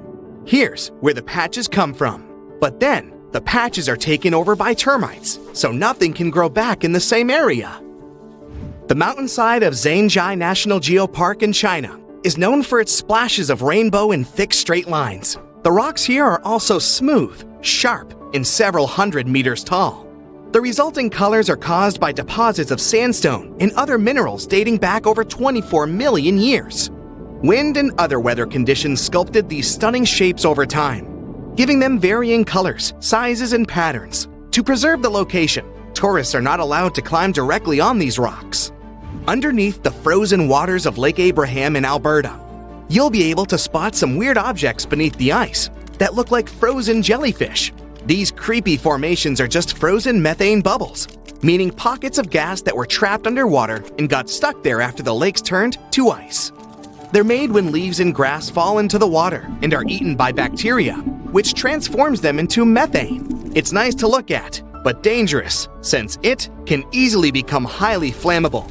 When the temperatures rise during the spring, the ice melts and these gassy bubbles pop and fizz. It's a spectacular sight. Just remember not to have any fire source nearby. Scientists have found these types of methane bubbles out there stretched over 3,000 feet long areas. The Kjærrug Bolton boulder got trapped there during the alternating melting of Norwegian glaciers in the flooding of the valleys. It's become a popular hiking location and an even more popular one for taking pictures. Visiting it does take you more than 3,280 feet high. These are lenticular clouds, and they create a lovely illusion. If you look at them, you might think they look like mountains that are somehow wearing white, fluffy hats. These clouds are most common where strong, wet winds blow over harsh terrain. Mount Fuji is famous for its lenticular clouds, but they were also seen at Mount Rainier in Washington and Mount Errigal in Ireland. This forest of giant limestone spikes is called Singi, which translates to where one cannot walk barefoot, or walk on tiptoes, for people living in Madagascar. To see these needle-like formations from this national park, a bridge was set in a place where tourists can walk across, covering more than 580 square miles. This forest has some rock pinnacles reaching over 2,500 feet high. In the colder season, New York's Letchworth State Park, sometimes called the Grand Canyon of the East, has its own phenomenon. Water from a natural spring-fed fountain freezes mid-flight, making a sharp ice volcano. It also grows larger and larger as winter days pass, sometimes growing as tall as 50 feet. Seleniceurus grandiflorus. Let's leave it on the screen for now. Right, this one looks like a wilted cactus on any given day. But on one magical summer evening, this mysterious plant makes up these vanilla-scented white blooms. Unfortunately, it only lasts until the next morning. For botany enthusiasts, there is an annual show at Tucson's Tohono Chul Botanical Gardens, which features the largest collection of such plants. The annual show is quite tricky to organize too, since the bloom can only be predicted on the day it happens. To witness a rare, golden waterfall, you'll just have to drive out to Yosemite National Park at the Horsetail Falls. Plan your trip in winter or early spring. That's the only time during the year when this weird phenomenon can be spotted. It's nothing more than sunlight, at dusk, hitting the waterfall in such a unique way that it makes it look like a river of lava, or gold, the viewer's choice. That's the reason why during this time of year, the Horsetail Falls is also named the Fire Fall. This site is becoming less and less visible in recent years because of drought. You're taking a stroll on a warm summer afternoon. The grass is green, the sun is in the sky, and suddenly, you feel yourself sinking. You begin to panic, but then immediately you bounce back up. You test your footing and jump slightly. The grass bounces with you, like a trampoline. This phenomenon is caused by soil liquefaction. Excess water from heavy rain or floods becomes trapped in the soil, causing it to be waterlogged. This makes the ground temporarily act like a giant waterbed. While it may be tempting to run and bounce on this springy grass, it's best to tread carefully. The grass could potentially break open, and if someone fell through, it would be incredibly tricky for them to get back out again. An erupting volcano is already a pretty terrifying sight, with clouds of dark smoke and flowing molten hot lava. What's even more terrifying is that they can produce lightning. Volcanic lightning is pretty hard to study, so scientists don't know exactly what causes it. A common theory is that during an eruption, the ash picks up so much friction that it creates a buildup of static electricity. This static electricity then triggers the volcanic lightning. A fire whirl, or fire tornado, is exactly what it sounds like. They occur when ground winds pick up flames and escalate the embers into a whirling force. These spinning columns of fire can reach up to 1,000 feet tall, but luckily, they only last for a couple of minutes. Fire tornadoes are pretty rare, but they can be extremely dangerous. In Tokyo in 1923, a large citywide fire produced a gigantic fire tornado. The tornado lasted 15 minutes and devastated the city, causing significant damage and leaving 38,000 people injured. On a cold and cloudless winter night, you might have been lucky enough to witness colorful beams of blue and orange light reaching up towards the sky. These are called light pillars. They occur when light is reflected from tiny ice crystals that float about in the atmosphere. These pillars are more common in cold, northern countries like Canada or Russia. We've all seen the colorful rainbow arches that the sun produces. It's much rarer to see a rainbow light up in the sky, produced by the moon. This is called a moonbow. It's bright and colorful like a rainbow and occurs when moonlight reflects off water droplets in the sky. Moonbows are incredibly rare and can only occur in specific conditions. The moon must be very low, the sky has to be dark, and rain must fall directly opposite from the moon to create this lunar rainbow. If you're taking a moonlit stroll along the beach at night, you might come across the strange phenomena of a bioluminescent beach. This occurs when a microorganism in the water called plankton are agitated by the movement of the waves and give off a bright blue color. These microorganisms tend to live in warmer waters, so you can find these luminescent beaches in places like the Maldives, Puerto Rico, and even Florida. In Antarctica, you'll find the famous Blood Falls. Blood red colored water pours out of the Taylor Glacier from an underground lake. Scientists originally believed that the striking color was caused by a microorganism similar to the luminescent beach's glowing plankton. But after further studies, it was discovered that the water has abnormally high levels of iron that oxidize and turn to rust the second they hit fresh air. In colder climates where lakes are frozen all year round, if you look pretty closely beneath the icy waters, you'll notice frozen bubbles trapped in the ice. These are small pockets of methane gas. Bacteria in the water feast on other organisms and digest them to produce methane. The methane turns into floating bubbles in the frozen water, trapped beneath layers of ice. Asperatus clouds are one of the rarest events in nature. This cloud formation consists of incredibly dark and storm-like waves of clouds. Although these clouds appear ominous and look like they carry a heavy storm, they usually dissipate without ever affecting the weather. These clouds most commonly appear in the Great Plains of the United States, but they haven't been observed since 2009. Despite being a famously harsh climate, the desert can produce some beautiful things, like desert roses. These are intricate rose-like formations of crystal clusters. The intense switch between dry and wet conditions forms the crystals and traps grains of sand within them to give them their signature color. From afar, you could easily mistake a waterspout as a large tornado traveling over a body of water. In reality, Waterspouts are a type of funnel-shaped cloud. They are rotating columns of cloud-filled wind which often take on a darker color. Waterspouts are much weaker and smaller than tornadoes, and they aren't strong enough to suck anything into them. This phenomenon typically occurs in tropical climates, and they usually dissipate before reaching land. Lenticular clouds are flat clouds that lay on top of the other, looking like stacks of pancakes in the sky. They typically form in high altitudes where geographic features like mountains or tall buildings interrupt the airflow. Because of their unique shape, lenticular clouds have been suggested as an explanation for some UFO sightings. As our climate changes, new natural phenomena develop.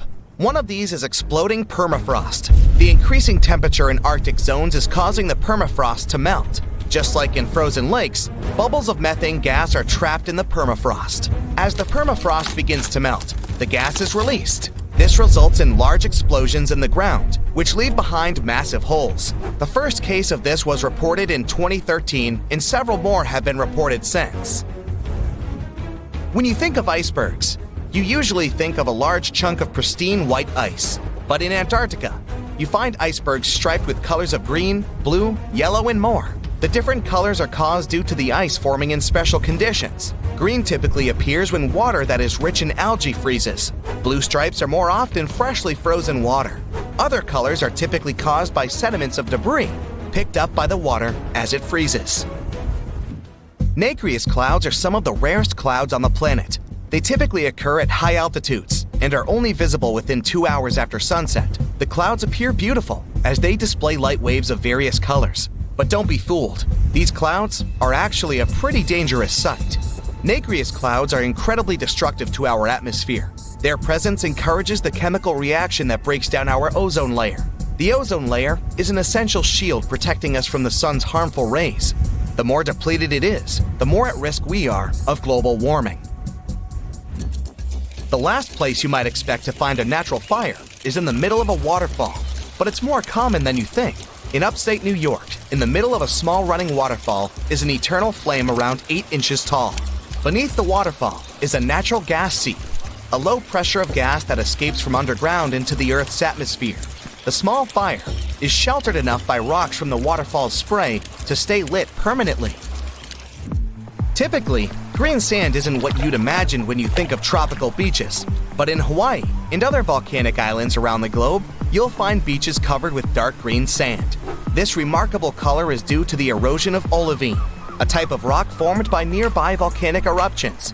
Over the years, the rock slowly withers into sand and washes onto the shore, resulting in these strange colored beaches. Penitentes are fields of ice spikes, formed in high altitudes. These occur when sunlight beams directly onto ice, turning it into water vapor rather than melting them. The sunbeams vaporize small dimples in the snow surface, resulting in sharp crystal-like formations. The spike can grow as tall as 15 feet. Mammatus clouds are some of the most unusual and distinctive formations of clouds. The clouds can extend over hundreds of miles and appear like the sky has been blanketed with cotton balls. The clouds themselves are harmless, but they often signify that a dangerous storm is nearby. So if you see them, head inside. A green flash sunset is a rare phenomenon that occurs briefly at sunset or sunrise, when the sun is almost entirely out of the sky. In the right conditions, onlookers can witness a distinct green flash, making the sun appear bright green. This is caused by sunlight reflecting off the Earth's atmosphere, causing the light to refract into different colors. The sun appears green, but really, it's just an optical illusion. Guam is not like any other island. It should be, from the looks of it, a peaceful green paradise in the vast blue of the Pacific. But something happened here that changed this place forever. Guam was invaded by awful little creatures, millions of them. Ecologists can't catch a break in this place. One time they had a cool island get-together. People roasted a whole pig over a fire, laughing and talking. But when everyone stepped away for just a moment, something else decided to crash the party. When they returned, they saw it, a thick snake wrapped around the roast pig. Its eyes shimmered under the fading firelight, scales reflecting the embers. It was eating, swallowing the chunks of pork whole. a brown tree snake. This creature wasn't supposed to be here in the first place. It's an invasive species. It crept onto a cargo ship back in the 1940s, and in the years that followed, it couldn't stop bothering the island's true inhabitants, the birds. Guam was once a paradise of chirping, singing life. Its forests were home to 12 species of birds, so the air was always filled with beautiful whistles and calls. That is, until the snakes came. They slithered through the trees, finding nests, devouring eggs, and wiping out entire generations before they could even hatch. And in just 40 years, the jungle fell silent. Out of the 12 bird species, 10 are completely extinct. The last 2 are barely clinging on. The Guam kingfisher is a funny bird with a cute long beak. It was only saved by a last-minute effort to capture a few survivors. It went extinct in the wild, but ecologists managed to keep them in zoos for decades. And thankfully, there is great news. This year, things have improved for these guys, and now scientists released a handful of them in the jungles about 3,600 miles away. Another barely saved species is a Guam rail, also called coco by the locals. The poor thing can't even fly, a ground bird completely defenseless. Thankfully, people relocated these guys on other islands and helped them make it. But the true horror of the brown tree snake wasn't just its hunger, it was its stubbornness. Now, most predators only eat what they need, but brown tree snakes, they stop at nothing. These guys have zero chill. They'll go for animals that are too big for them to swallow. They'll try to eat random stuff like trash. And if they realize that they literally took a bigger chunk than they could bite, they'll just leave the leftovers to rot. It's horrifying. When researchers were trying to understand why the birds were disappearing suddenly, they gave them tiny radio transmitters to track their movements. But every time scientists went to check on tagged birds, they kept finding the tracking signals inside the snakes, or in bodies left by the snakes. Oh, and now these snakes have nothing to eat. Millions of them. You'd think they'd just give up, but nope, they decided to change their diet. Rats, lizards, garbage, each other. Yep, these guys aren't picky. What's even crazier is that it was just the beginning. Birds aren't just there to sing pretty songs. They eat things like bugs and help keep nature in balance. And when they disappear, you can tell because something starts taking their place. Spiders. Guam's spider population absolutely exploded. The place is drowning in silky webs and creepy little legs. Especially the banana spiders. Giant golden-bellied creatures that build sprawling webs bigger than anything seen on other islands. Or the huntsman spiders, the size of a human hand. Like the name hints, they chase their prey down the island, skittering across the jungle floor, and use fangs to inject venom quickly. Tiny Argyle Road spiders are also lurking among them. These are sneaky little thieves that steal food from their much bigger neighbors. Sometimes they even eat those neighbors. And finally, the tent web spiders, whose webs are like entire cities. They create a single mass of silk where dozens, sometimes hundreds of spiders live together. Some ecologists call them condo webs, like some multi-level apartment complexes. These condo webs stretch from the ground all the way up to the jungle canopy, so the forest starts looking like a Halloween party. You can wrap into these things like a mummy. It became so common that hikers started carrying spider sticks, long branches used to sweep away the webs before they got caught in their faces and clothes. Recently, in 2012, they finally decided to count all these guys. Well, you'd never guess it. From 500 to 730 million eight-legged creatures in the jungle. The island has 40 times more of them than other places nearby, like islands of Rota, Tinian, and Saipan combined. And that's a low estimate, because some webs are not within an arm's reach.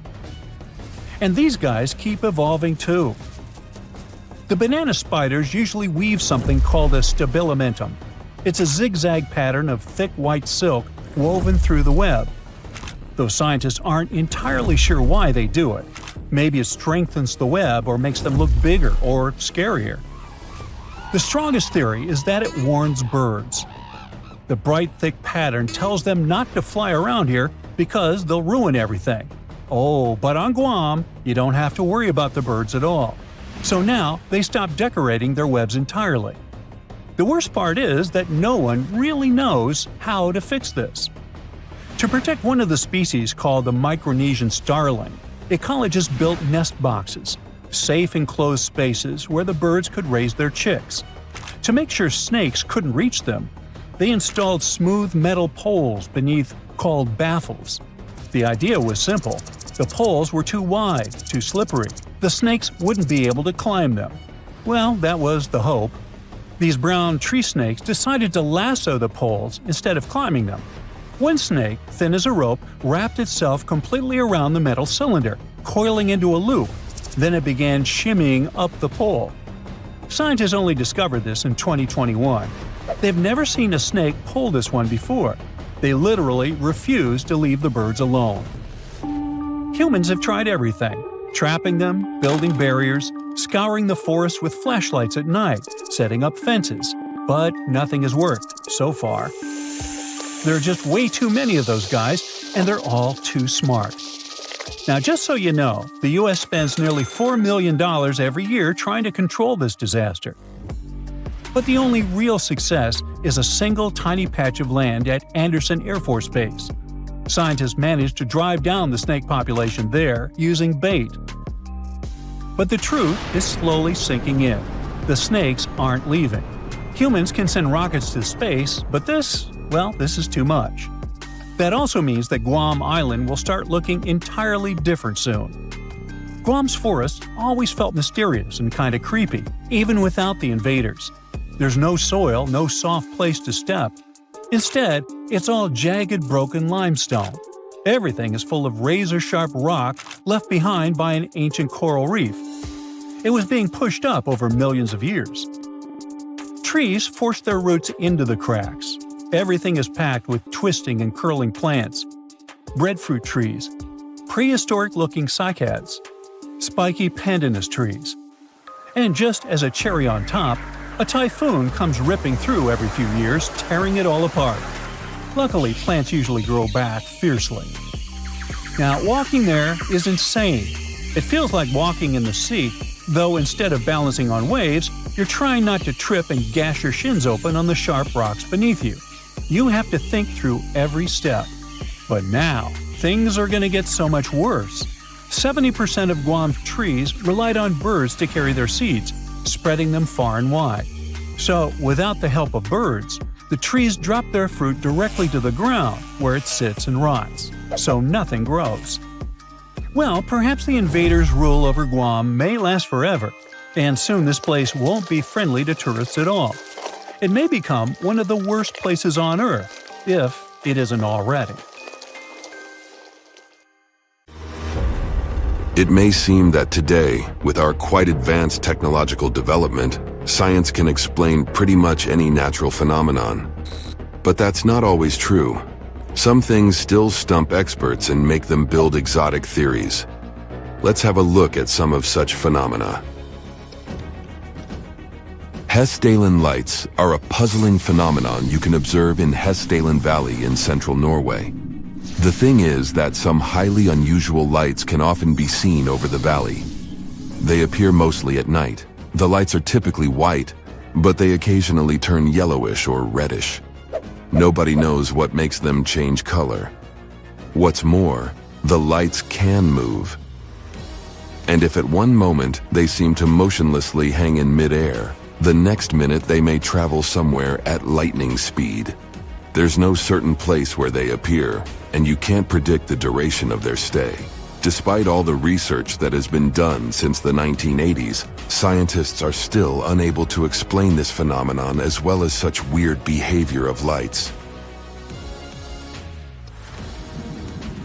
The sardine run lasts from May to July.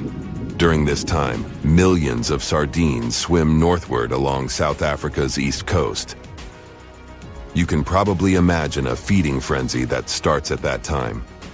It's believed that the water temperature must get lower than 70 degrees F for the migration to begin. This mushroom with a difficult name, Corioactis gister, is only found in Japan and Texas, and it makes scientists extremely confused. Why these two locations? It's true that they're on the same latitude, but these places are definitely not the only ones. Plus, they're so far away from each other. After studying the mushroom's DNA in 2004, experts suggested that the two populations might have been separated into two lineages around 19 million years ago.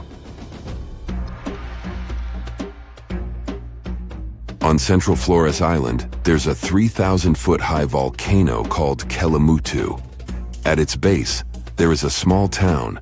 If you want to see the main attraction of the area, you'll most definitely stay there. And the attraction I'm talking about is 3 lakes, known as the Lake of Old People, the Lake of Young Men and Maidens, and the Enchanted Lake. Why are these lakes so popular and attract so many people? They inexplicably change colors. Ancient legends claim that the lakes are the final resting place of human souls, and those souls stay in different lakes according to their actions. As for scientific research, no one has yet conducted any to discover the cause of the changing colors. But theorists suppose that it might be due to underwater volcanic activity. It might be pushing minerals to the lake's surface.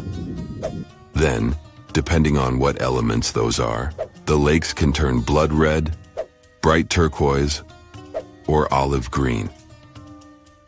But the coolest thing? The lakes are never all the same color at the same time.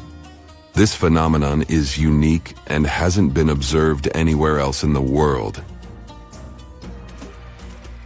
Those who have ever heard an annoying noise a kettle makes to inform you the water inside is boiling can imagine what the whistle sounds like. Even though this noise isn't as blood-curdling as some other unexplained sounds, it doesn't make the whistle any less mysterious. It's incredibly elusive. In 1997, only one underwater microphone was able to pick it up. At that time, researchers didn't manage to pinpoint the source of the noise. The most likely cause of the unusual sound is an eruption of one of the submarine volcanoes. But once again, there's not enough proof to make sure. There's probably no person on Earth who doesn't marvel at the mystery of the Bermuda Triangle. But not everyone knows that there is another triangle. Not so famous, but just as dangerous. Dragon's Triangle, or the Devil's Sea, lies in the area between Japan and the islands of Bonin. It covers a big part of the Philippine Sea as well. That's why people also call this place the Pacific Bermuda Triangle. Surprisingly, or not really, the Devil's Sea is situated exactly opposite the Bermuda Triangle. Ships and planes tend to disappear here with the same regularity as in the North Atlantic Triangle. People also report seeing ghost ships in the open sea. And while scientists provide logical reasons for the vanishing vessels and aircraft, most people still believe in the paranormal nature of Dragon's Triangle. For the first time, a bizarre sound later called the upsweep was registered in 1991 in the Pacific Ocean. One of the most unusual things about the sound is that it's constantly changing. It varies from high to low frequencies and then back again. You can hear it better in the spring and fall than in the winter and summer. The sound travels from the bottom of the ocean toward its surface. Scientists do have a theory explaining this phenomenon. They think it might be the activity of undersea volcanoes that causes the sound. Hot lava that's pouring into the ice-cold ocean water can theoretically produce such noise. But researchers haven't found any evidence to confirm this theory yet. On the thin Curonian spit splitting the Baltic Sea from the Curonian Lagoon, there is one of the most bizarre places on Earth.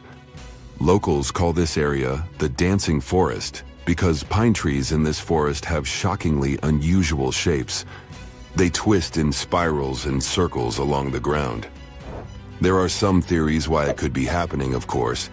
Some people claim that huge amounts of positive and negative energies once clashed in that spot. More down-to-earth individuals believe that the reason is geological. Sandy soil in the area is too unstable to hold trees growing upright. The most popular is the idea that strong winds blowing from the water influence the shape of the trees. In any case, experts haven't come to the final conclusion yet. Potomsky Crater is described as a mount with a perfect shape. Its size is more than that of a 25-story building. It sits in the middle of the woods with its top chopped off and presents quite a sight. In fact, the shape of the crater is pretty unusual. It has a rounded inner dome that is about 40 feet high. At first sight, this formation looks like a volcano, but after a closer examination, you might realize that it's not the case. The dome in the center of the cone is extremely unusual for a volcano. In addition, there haven't been any volcanoes in this region for millions of years, while the age of the crater is estimated to be about 250 years. The weird shape that the crater has is like nothing scientists have ever seen. This, as well as the fact that any theory fails to explain the origin of the formation, adds to the mystery around it. And that's not the most terrifying thing. After researchers analyzed the growth rings of the trees near the crater, they found out that the trees experienced a period of strangely accelerated growth that lasted for 40 years. After that, they began to grow as they were supposed to. The level of radiation near the crater is also higher than in the nearby areas. No one has an explanation for this fact. On top of that, nothing grows on the blood-chilling formation. Perhaps because the crater also has a lovely habit of constant shifting. It rises and falls, influenced by some inexplicable force. Locals believe in the evil that dwells in that place. While exploring the Amazon rainforest, researchers discovered gigantic geoglyphs. They're geometrical drawings carved into the ground. The trenches were as large as 36 feet wide and 13 feet deep. They were created at different times, most between the 1st to the 15th century. There are more than 450 geoglyphs in the north of Bolivia and Brazil. The most ancient of them could have been created around 3,000 years ago. The huge earthworks were likely used for common meetings and discussions, but scientists haven't found enough proof yet. Mother Nature is caring, loving, and providing, but sometimes she's also terrifying. These Reddit users have seen her dark and spooky side. They've been through the worst, and fortunately, they all lived to tell the tale. The question is, are you ready to face it and learn about her chilling, uncanny secrets? Now, imagine it's a beautiful Sunday, and you decide to do some gardening. You grab your tools and head outside, but once you start digging to plant some flowers, your hand touches something slippery, yet also sticky. And the worst part is, it's moving. You're shaking with fear, but find the courage to look at what it is. You become filled with a great relief, because fortunately, that's not a snake. It's an enormous earthworm. Well, we don't know why this Reddit user was digging the earth up, but that's exactly what they found. And if you take a look at the photo carefully, you'll notice that it's not the entire length of the worm. Some part of it is still underground, so it's actually even longer than it appears to be. Here are 2 fun facts about earthworms for you. The first one is they can regenerate to some degree if you cut them in 2. And in some species, you can even end up with 2 worms. And the second one is, the longest earthworm ever recorded was 21 feet in length when naturally extended. So, this guy hadn't even seen the worst. Take a look at these 2 crows standing on a fence. Do you notice that one of them is hiding a bone in its beak? Well, it's kind of spooky. In almost every gothic novel, crows and ravens are bad omens. Well, we all know this is just superstition. But it may actually have originated from the fact that crows are extremely intelligent and cunning. They can recognize individual human faces. They can gossip about you to the other crows. They use tools to solve problems, and they can plan for the future. But the most interesting thing is, they can hold grudges against people who are cruel to them, and even pass those to their offspring. The same goes for people who are kind to them as well. Once they love you, they'll be your friend for a lifetime. So, this Reddit user must have done something right to be rewarded by these crows. Now, let's take a look at the photo that the next Reddit user shared. The tiny pearl-like things you see on the kitchen window are no gemstones, they're actually eggs. But of what exactly? That we may never know, but plenty of Reddit users in the comment section say they might be moth eggs, or stink bug eggs. Either way, it seems like the person who posted the photo needs to do some thorough cleaning to get rid of them. If you're having the same kind of problem at your house, here's a tip on how to get rid of moths. Wash and scrub any areas you found larvae or eggs with a vinegar and water solution. If you have stink bugs, add dish soap to that mixture. Okay, this next photo was not originally shared on Reddit, but it's certainly worth mentioning when it comes to how scary nature can be. The photo is captured by a woman driving home in Minnesota. And let me tell you, this is not photoshopped or edited in any way. I bet it reminds you of that wave scene in Interstellar, right? One Reddit user even called the photo Cloudception. Guess all of us can agree there's some sort of Christopher Nolan movie vibe going on there. The lady who took it, on the other hand, officially named it Ocean in the Sky. Well, that fits too. One meteorologist said the photo is so rare and unique that there are clouds in it that even she herself had never seen before. So it's no wonder it went viral on social media platforms. Let's be honest, each one of us probably drew a lightning bolt on our forehead and pretended to be Harry Potter at least once in our lives. But the next photo one Reddit user shared might change the way you view lightning bolts. The truck you see there, which belongs to their coworker, got struck by lightning. But as you might have guessed, the damage was done by fire. The user says the truck burned for about 10 minutes at a super high temperature before it was put out by fire extinguishers. So, it was not instant damage. To all the comic book fans out there, this is your reminder to not attempt any lightning bolt experiments to become the Flash. This wind turbine looks so sad it's almost heartbreaking to look at, right? Well, the story behind it is upsetting indeed, but in a scary way. The Texan Reddit user who posted this photo explains that the wind turbine was hit by a tornado. But these comments might cheer you up and get your mind off of how frightening tornadoes can be. One Reddit user says the wind turbine looks like its mom told it can't go to the thing. Another one suggests that the tornado took things personally and got revenge on the wind turbine for thinking it can harness the power of the wind. And one other describes the wind turbine to look like a giant robot palm tree. What's worth mentioning here is that it's a good thing the blades of the turbine didn't snap off, because if they had, the consequences would have been much more destructive. This next one might be the weirdest yet. Those toes don't belong to a forest gnome or any other fantastical creature, even though this photo sure looks like it's out of a fairy tale. And I know you're thinking about it, so let me just clarify that it's not a zombie trying to crawl its way out of the ground either. These are actually a type of fungus that is commonly known as dead man's fingers.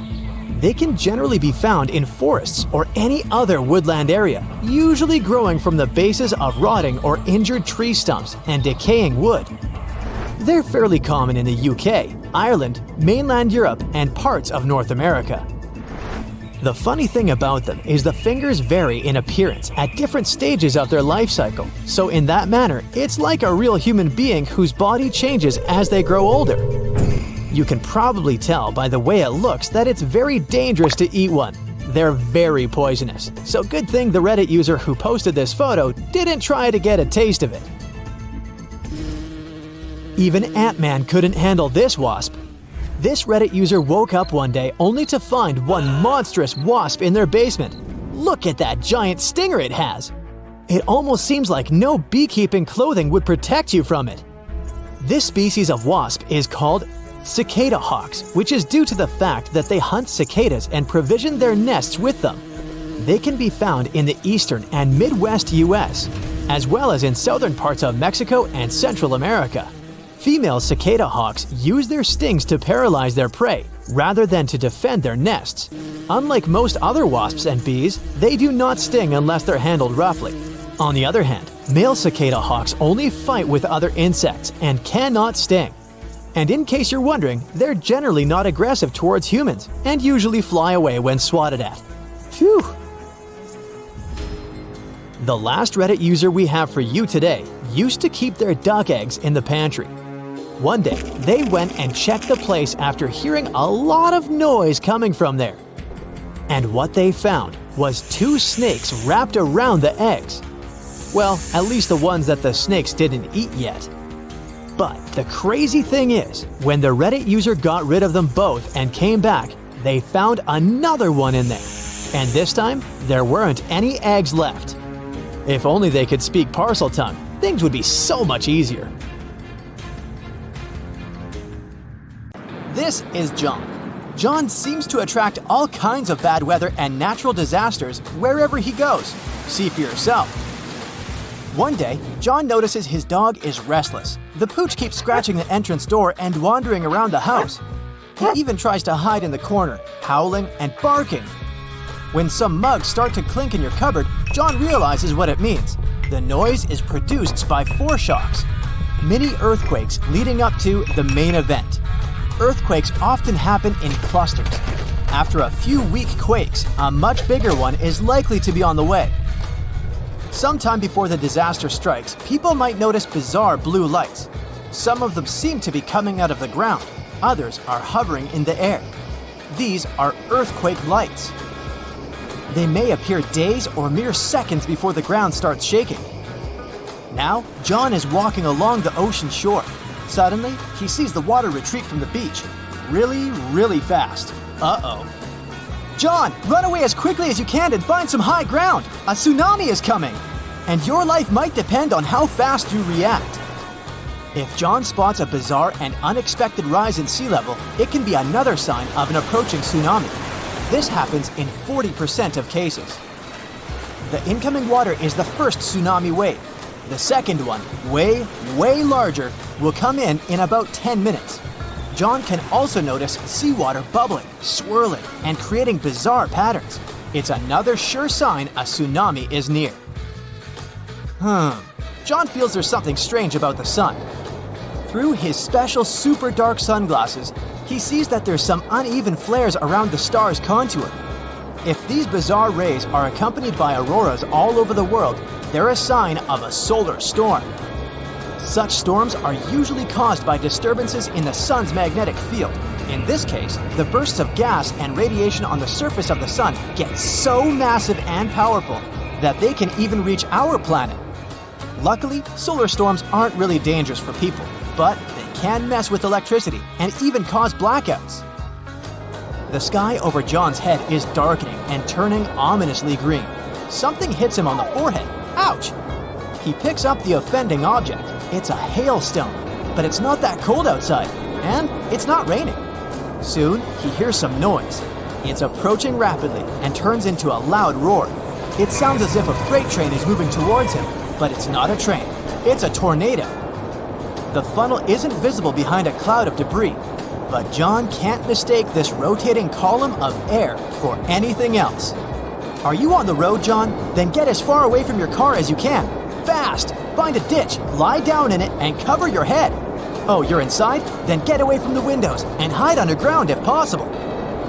And please, John, be very careful if you spot some conically shaped clouds. Those mean severe storms. And if you notice that such a cloud starts spinning around, immediately search for shelter. The cloud is transitioning into a tornado right in front of your eyes. On the bright side, John should only worry about warm conical clouds. Cold ones are totally harmless. The only problem is to figure out the temperature of the cloud he sees. Duh! Ah, look. John just spotted some weirdly shaped trees. They look like the letter J and grow on a slope. It means the ground under John's feet is likely to be unstable. If he keeps wandering around, it can cause a bad landslide. Square waves appear when two different wave patterns crash into each other. This phenomenon does look kinda awesome. No, don't go into the water, John. Keep watching it from the shore. Cross currents in that spot can easily pull even a skilled swimmer under the surface. John keeps walking along the shore. At one point, he sees wild, choppy waves carrying ocean debris and seaweed. This time, he stays out of the water. He knows it can be a sign of a strong rip current. It can carry a swimmer far away into the ocean. How about a walk in the park? John likes this idea. The sun is shining and the sky is so blue and beautiful. Suddenly, he spots a rapidly growing vertical cloud. At first, it looks bright white. But as it approaches, alarmingly fast, it becomes dense and inky. The sky is darkening. It's getting windy. That's when the guy notices that his hair stands on end. It's his cue that he's about to get hit by lightning. At this very moment, positive charges are rising through his body. They're reaching towards the negatively charged part of the storm. If he doesn't react fast, these charges will meet. There's nowhere to hide, so John should crouch down and try to make himself smaller than the objects around him. Oh no, John, don't lie down on the ground. It may be damp and thus a great conductor of electricity. There are other signs that scream danger during a lightning storm. John's palms may begin to sweat. He might hear bizarre crackling and buzzing sounds coming from metal objects nearby. His skin can start tingling. There might be a strange metallic taste in his mouth. Plus, John is likely to smell chlorine. That's how ozone smells. Electrical charges split the molecules of nitrogen and oxygen, which are the main gases making up the atmosphere, into separate atoms. When these atoms come together again, some of them produce molecules made up of 3 oxygen atoms. That's ozone. We can smell it during a thunderstorm because downdrafts bring this gas from high altitudes to your level. Some bugs can feel a storm coming. They get ready for a natural disaster by freezing. So, when John notices that insects around him look drowsy, he knows to get ready. Oh, and bees can predict heavy rainstorms. These critters begin to work much harder the day before it starts raining.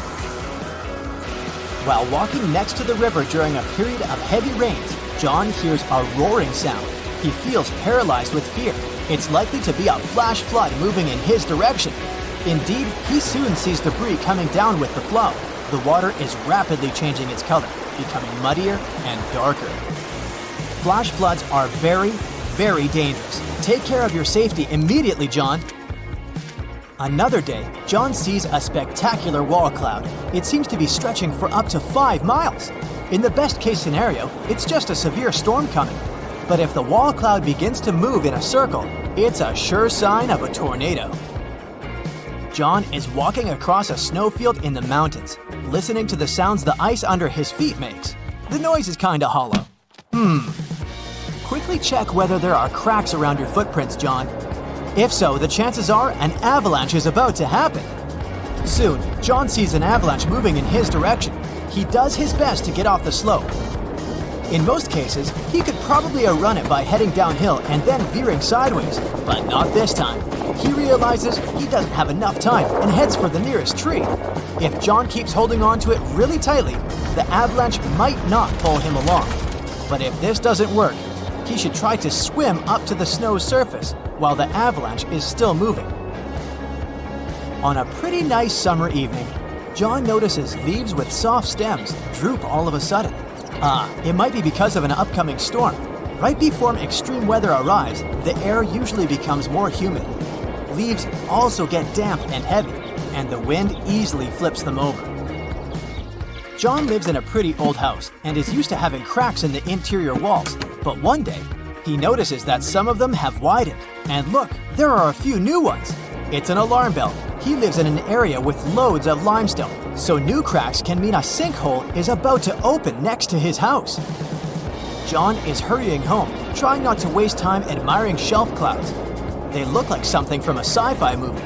They form when warm and moist air gets caught in a thunderstorm updraft, and these ominous clouds most often mean a storm is coming.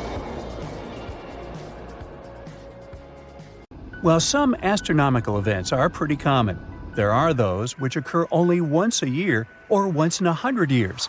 Let's have a look at the coolest and rarest events we might be able to see with our own eyes. The first amazing celestial event on our list is the Perseid meteor shower that will take place from the 17th of July to the 24th of August 2024. This event is going to be one of the most vibrant of the year. At its peak, between the 12th and 13th of August, you might see up to 100 meteors per hour, if you're in a dark place, that is. This meteor shower is caused by debris from the comet Swift-Tuttle. As meteors streak through Earth's atmosphere, they often leave behind long wakes of light and color. The perfect time for watching this cosmic show is right before dawn. On the 2nd of October 2024, we'll be able to watch a ring of fire solar eclipse. Its scientific name is an annular eclipse, and it occurs when the moon is slightly farther away from our planet. In this case, when the disks of the moon and the sun align, the moon's shadow doesn't completely block the sun's light. As a result, you can see a ring of sunlight around the moon. This time, the ring of fire will be visible in southern Chile and southern Argentina, so book your flights early. Another cool event that will occur this October is the Draconid meteor shower. During this event, meteors are more likely to fly in the evening hours than in the early morning. This is usually a slow shower, producing just a handful of meteors per hour.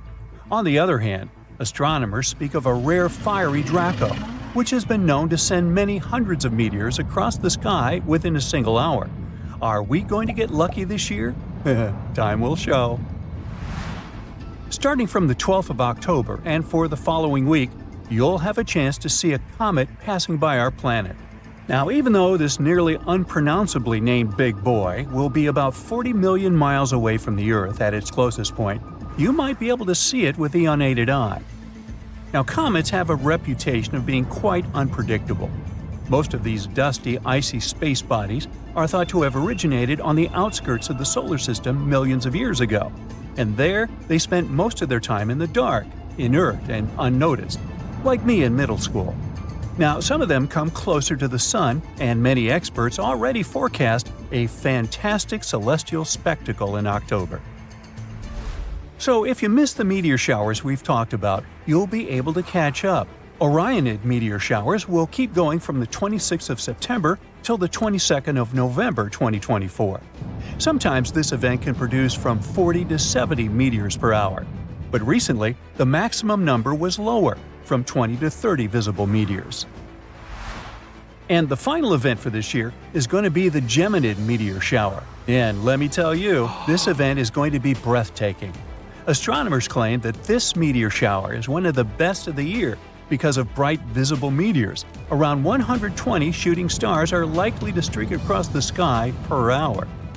Interestingly, while most meteor showers come from comets consisting of dust and ice, the Geminids originate from a rocky asteroid. Scientists still don't know how to classify this asteroid since it has a tail and brightens as it comes closer to the sun, just like a comet.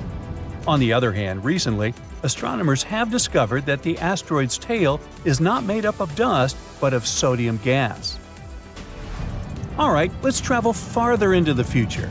In 2029, we'll witness the darkest lunar eclipse of the century. A lunar eclipse occurs when our natural satellite completely hides in Earth's shadow. Sometimes, when it happens, the moon can look bright red. Normally, the closer the moon is to the center of the shadow of our planet, the darker the eclipse is. And, according to experts, the eclipse on June 26, 2029 will be extremely dark. It will last for about an hour and 42 minutes and will be the most visible in South America. So, again, don't forget to book your tickets. A supermoon that's also the second full moon to occur within 1 month is known as a blue supermoon. Such supermoons don't follow a regular schedule and occur every 10 years or so. According to NASA, the next blue supermoons will happen in January and March 2037. Then, 3 years later, in 2040, we'll witness the Parade of Planets, when 5 planets of the solar system – Mercury, Venus, Mars, Jupiter, and Saturn – will line up. Of course, it won't be a perfectly straight line, but it will still be a pretty impressive view. Some planets, like Venus and Jupiter, can be clearly observed even in big cities and with the unaided eye. But during the Parade of Planets, you'll be able to see more, so perhaps it's time to stock up on telescopes. The brightest supermoon of the 21st century will occur in 2052. The thing is, the orbit of our natural satellite isn't perfectly round. The moon follows an elliptical path while traveling around Earth. That's why there are 2 points closest to Earth, called the perigee, and the farthest, known as the apogee. On the 6th of December 2052, we'll see a stunning supermoon. Our satellite will be around 221,000 miles away from our planet, which is closer than normally. In 2060, we're likely to see a comet called 15P Finlay. It will be one of the closest comets to approach our planet in the last 100 years. It'll fly by at a distance of around 3.1 million miles. And here's the thing. Every time a comet comes close to the Sun, it heats up and starts emitting gases and dust, looking like a little star. Thanks to solar winds, it also gets a beautiful long tail. And the closer to Earth a comet passes, the brighter it looks in the sky. So get ready for a breathtaking show. In 2084, something known as an Earth eclipse will occur, becoming one of the most exciting events of the 21st century. Sadly, we won't be able to see this celestial spectacle from Earth, obviously, but we might be able to admire it from Mars. During this event, the Moon and Earth will pass by the Sun, looking like dark silhouettes. Such an event is known as a planetary transit, something like a solar eclipse, but with other planets instead of the Moon. Now, in 2100, for those of us still here, the North Star will be the closest to the North celestial pole. Sailors have been using this famous star for centuries to figure out where north is. But the funniest thing about this is that this star isn't perfectly aligned with north. The reason is that Earth doesn't have a fixed axis. It rotates in space like a giant spinning top in a process called orbital precession. That's why the North Star doesn't remain in the same place in the sky. It moves, slowly but steadily. But on the 24th of March, 2100, the polar star will finally appear over the true north of our planet. And after that, it'll start moving away again, to return 26,000 years later. So as you can see, it's going to be a truly rare event. Plus, it'll be like a parting gift from the North Star. Since Earth's axis is constantly moving, in around 2,000 years, the North Star will be replaced by another, Gamma Cephalus. So, the close approach in 2100 will be the nearest it will be to our planet for a long, long time. So, I hope you've made notes of the most interesting astronomical events of the next 100 years. The coolest thing is that to witness most of them, you don't even need to buy a telescope. They're going to be visible to the unaided eye. Ooh, look at that! It was early morning on the 30th of June, 1908, when a terrifying explosion occurred in the sky above the stony Tunguska River in Siberia. It left 80 million trees flattened, and the affected territory was more than 820 square miles. Thousands of people within 900 miles experienced the Tunguska event, and later, researchers managed to collect more than 700 accounts. Most reports mentioned a fireball in the sky. It was glowing like a second sun. People also spoke about a series of explosions that produced frightful sounds. Sometime later, the ground started shaking as, according to some witnesses, the earth opened wide and everything started falling into the abyss. Was that what really happened? Scientists aren't 100% sure. The indigenous Yakuts in Evenks, for example, believe that a deity sent the fireball to get rid of our world for good. At the same time, numerous meteorological stations in Europe recorded both atmospheric and seismic waves. Days later, weird phenomena were observed in the sky over vast territories, reaching Europe. Those were glowing clouds, colorful sunsets, and even a weak luminescence at night. Some reports mention a blue tube in the sky. International newspapers were speculating about a powerful volcanic eruption. Some scientists thought it could have been a cosmic impact. Unfortunately, it was hard to access the region where the event had occurred, which prevented further scientific investigation. In 1921, mineralogist Leonid Kulik got interested in this story after reading a newspaper article that claimed that passengers of the Trans-Siberian Railway had seen the impact. There were even claims that some of them had managed to touch the still-hot meteorite. Kulik organized an expedition and traveled to the city of Kansk. There, he studied the reports about the event, everything he could find in the local archives. It turned out that the story about the train passengers seeing and encountering the meteorite was a hoax. But Kulik and his team didn't give up. They traveled to the region, following first the Angara River and then the Tunguska River. Then, on April 13, 1927, the researchers discovered a huge area littered with rotting logs. Some extremely powerful force must have flattened them. Shockingly, only at the epicenter of the blast, in the forest of Tunguska, some charred trees were still standing.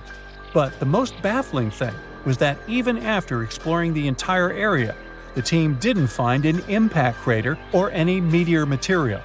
So, in the fall of 1927, Kulik's report was published in different national and international papers. The scientists suggested that an iron meteorite could have exploded in the atmosphere, causing the observed powerful explosion and following devastation. He explained the lack of an identifiable impact site by the swampy ground. The soil could have been too soft for the impact crater to remain. So, despite the lack of physical evidence, Kulik called the event Filimonovo meteorite. Filimonovo was the railway station where people saw an ultra-bright light in the sky. Only sometime later did the incident get its name, Tunguska event. Even though this event is quite popular all over the world, scientific data describing it is sparse. Since 1928, more than 40 expeditions have explored the site. They took samples from the soil, rocks, trees, but the results were always ambiguous. Some seismic and air pressure wave registrations, which were recorded right after the blast, are still intact. Plus, about 30 years after the event, researchers mapped the area of the destroyed forest. But since there's almost no hard data, like a crater or a meteorite, and the accounts of the incident are conflicting, many theories of widely varying plausibility have appeared over the years. Among them, there was an asteroid skimming the atmosphere of our planet, and a primordial black hole passing directly through it. Wait, what? At the current age of the universe, black holes form when huge stars run out of fuel and collapse under their own gravity. In other words, there's a limit to how small a black hole can be in the current universe. It has to form from substantial amounts of mass gathered in one small region of space.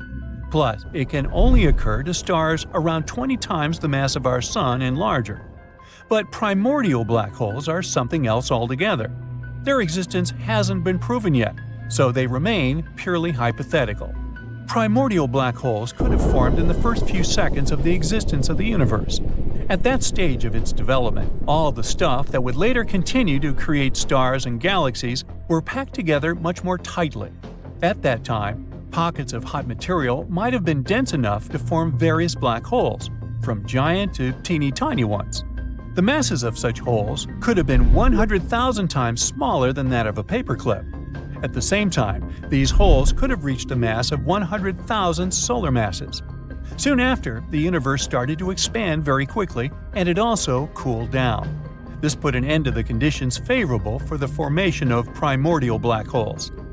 Unfortunately, we haven't detected any such holes yet. But if they formed right after the birth of the universe, it's possible that they might still be somewhere out there. And there's an idea that primordial black holes, smaller than an atom, might be passing through Earth every day without harming our home planet. A larger primordial hole might also visit us every once in a while, every 1,000 years or so. After learning more about the Tunguska event, A team of physicists published an article in a 1973 Nature paper that the event itself could have been caused by a primordial black hole passing through the planet. The researchers stated that a black hole with the mass of a large asteroid could explain the lack of a crater or any other physical evidence of the impact. Blue light, noticed by witnesses, seemed to fit this theory too. According to the team, in such a case, most of the radiation from the shock front would be in the ultraviolet vacuum. It would then get absorbed and re-radiated at longer wavelengths. There would be just a bit of hard X radiation, and the accompanying plasma column would look deep blue.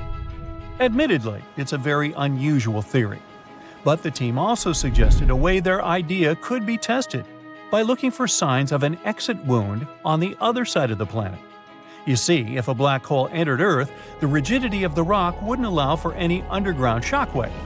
Because of the black hole's high velocity, and because it would only lose a tiny fraction of its energy while passing through our planet, it would follow almost a straight line through the planet.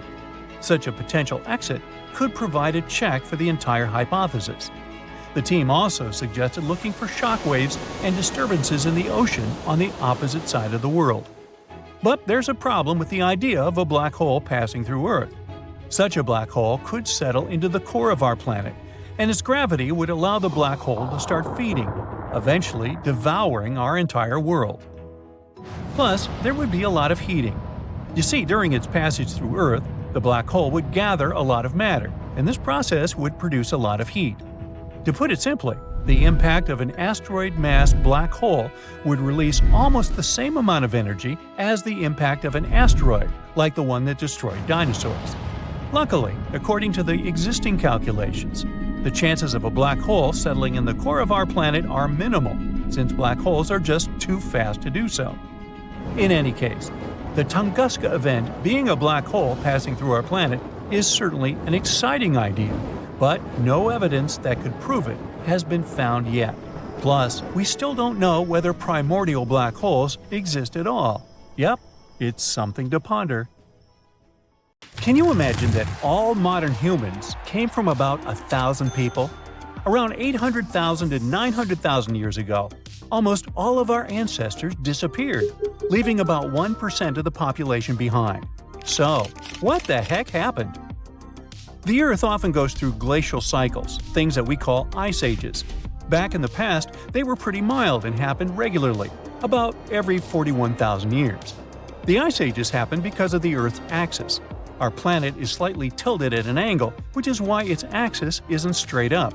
Over thousands of years, this tilt has changed a bit. This teeny-tiny shift completely changes how much sunlight we receive, especially at the poles, and leads to incredibly strong cold or warm periods. About 2.6 million years ago, when early humans were settling in on Earth, the Pleistocene epoch started. That's the era we traditionally call the Ice Age, the one from the movies.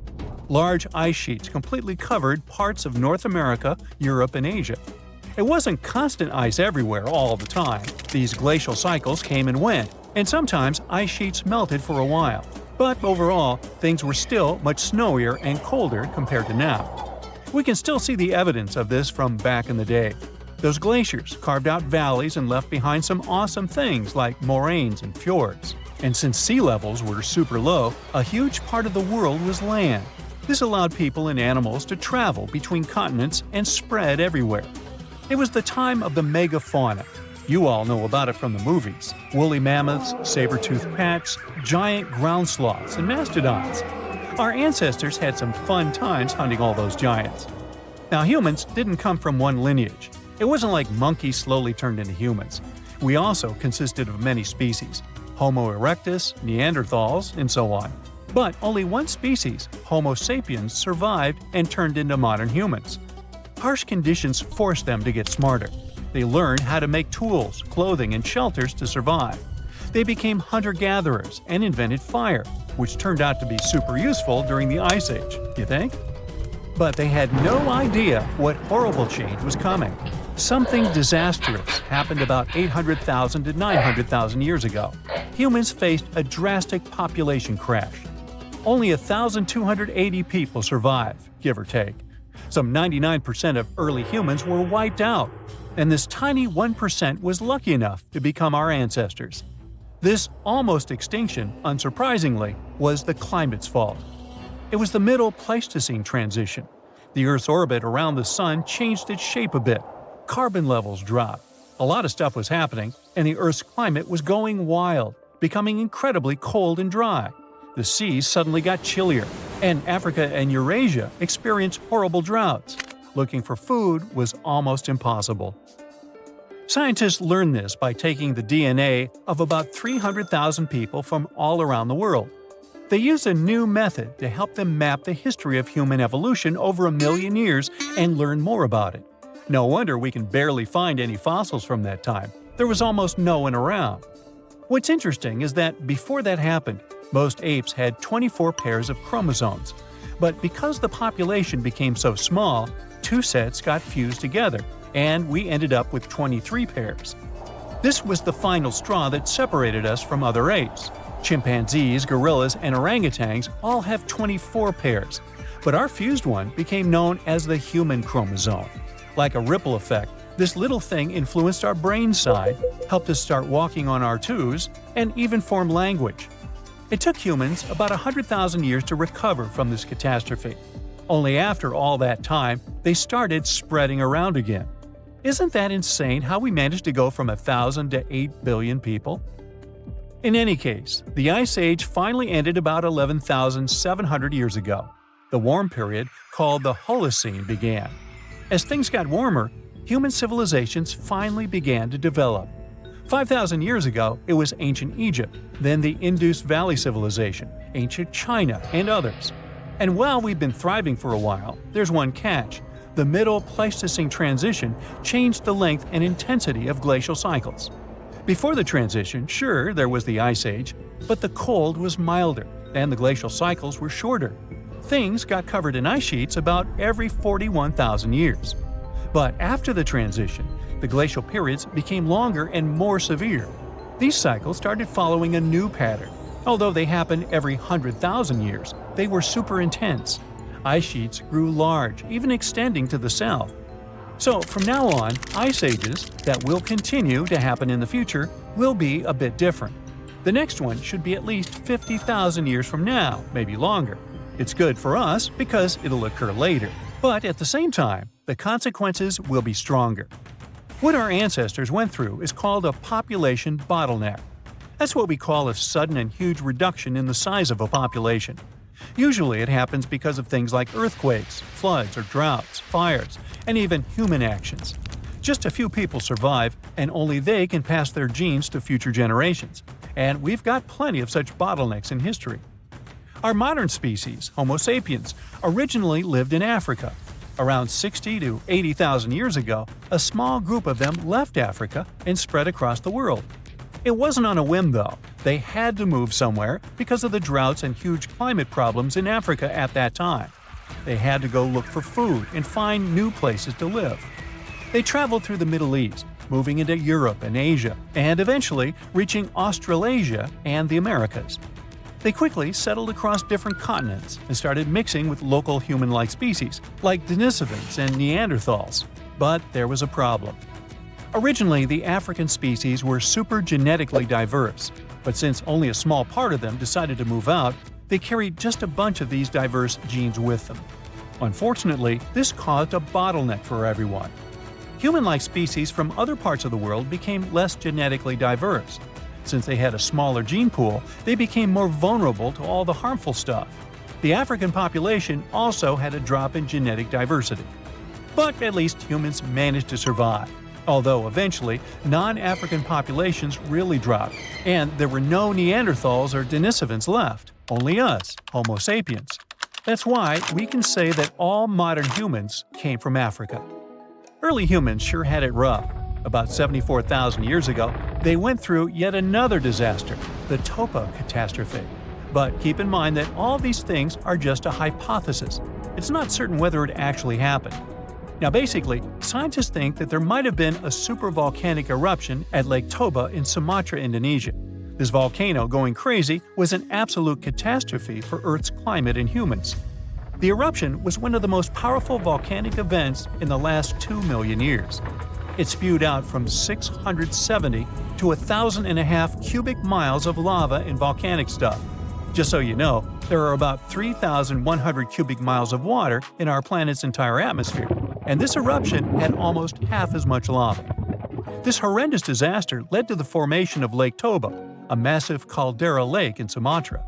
It also spewed out tons of ash and sulfur dioxide into the atmosphere. This caused the so-called volcanic winter, which means that while it's not actually winter, the temperatures drop and the planet is freezing because all these ash clouds are blocking the sunlight from reaching the Earth.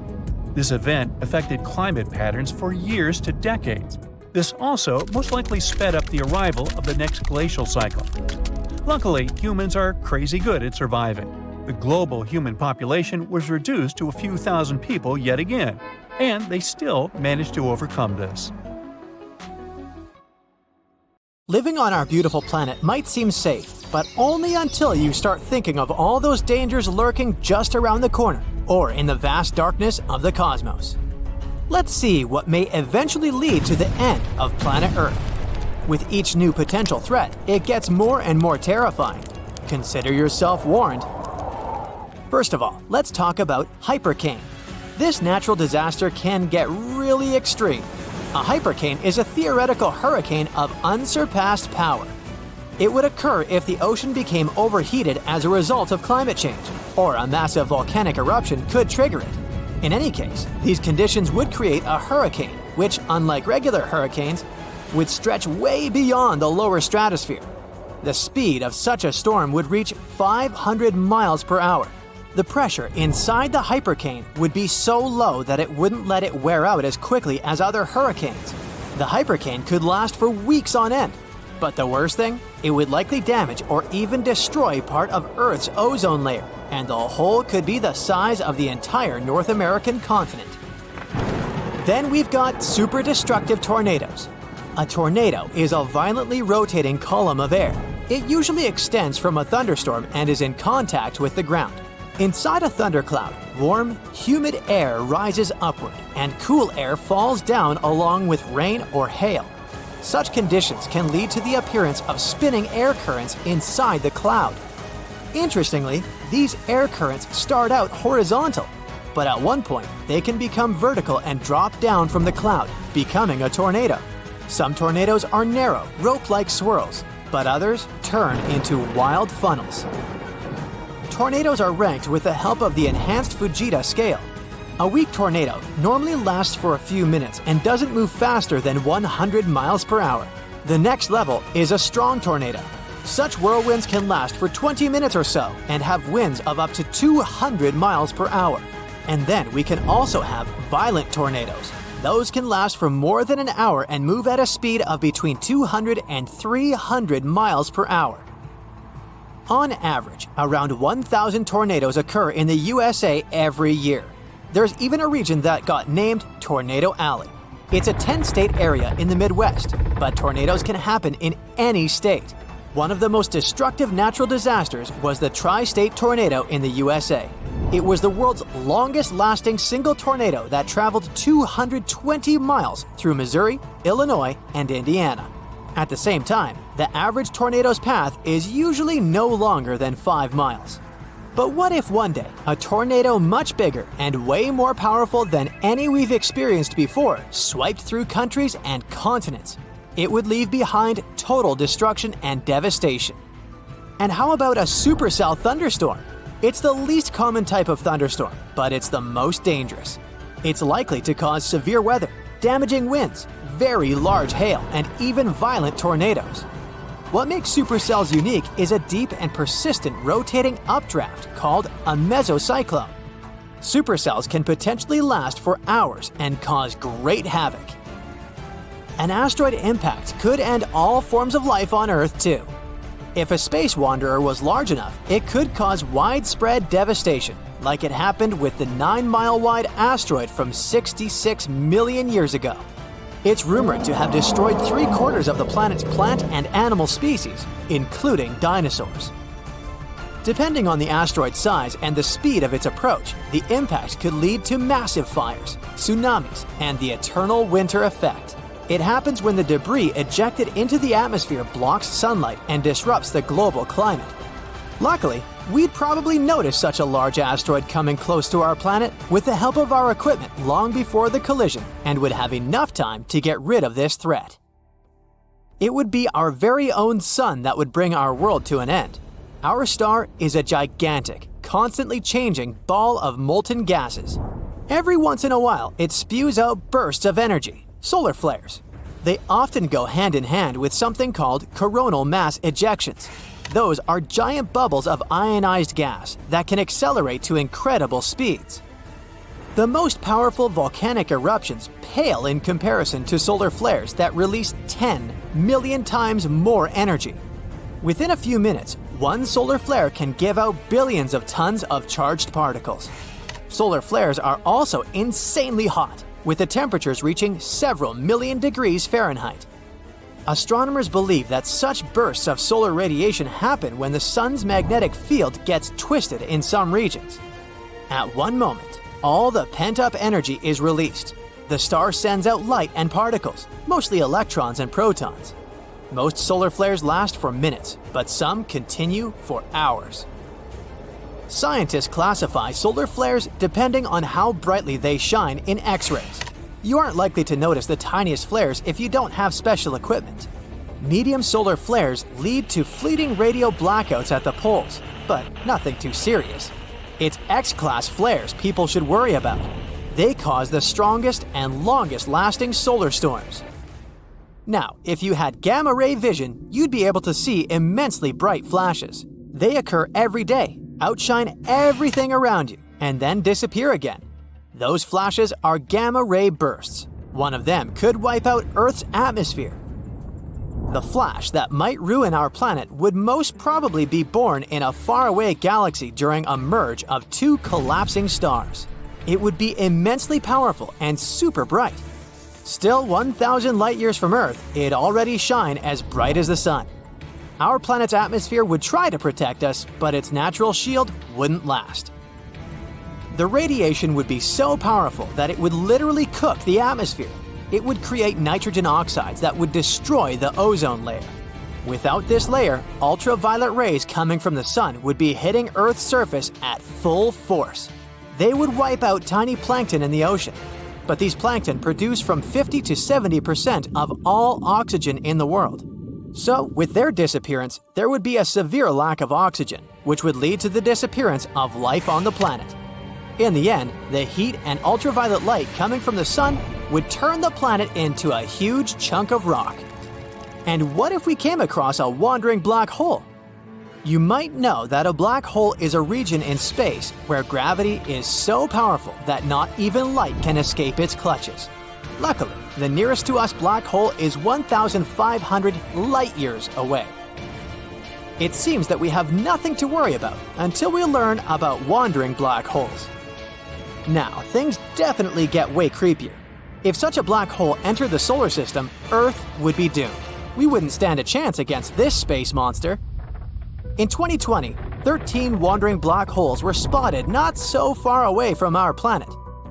But not far away in space terms means around 1 billion light-years away, so we've got some time left. Plus, the possibility of such a disaster is very, very low.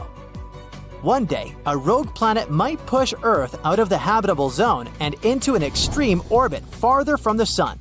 Then the climate all over the planet would start getting colder and colder. Don't forget that the farther our planet is from the sun, the weaker the star's gravitational pull on our planet is. In the end, our beautiful Earth would get too far away from its main source of light and heat.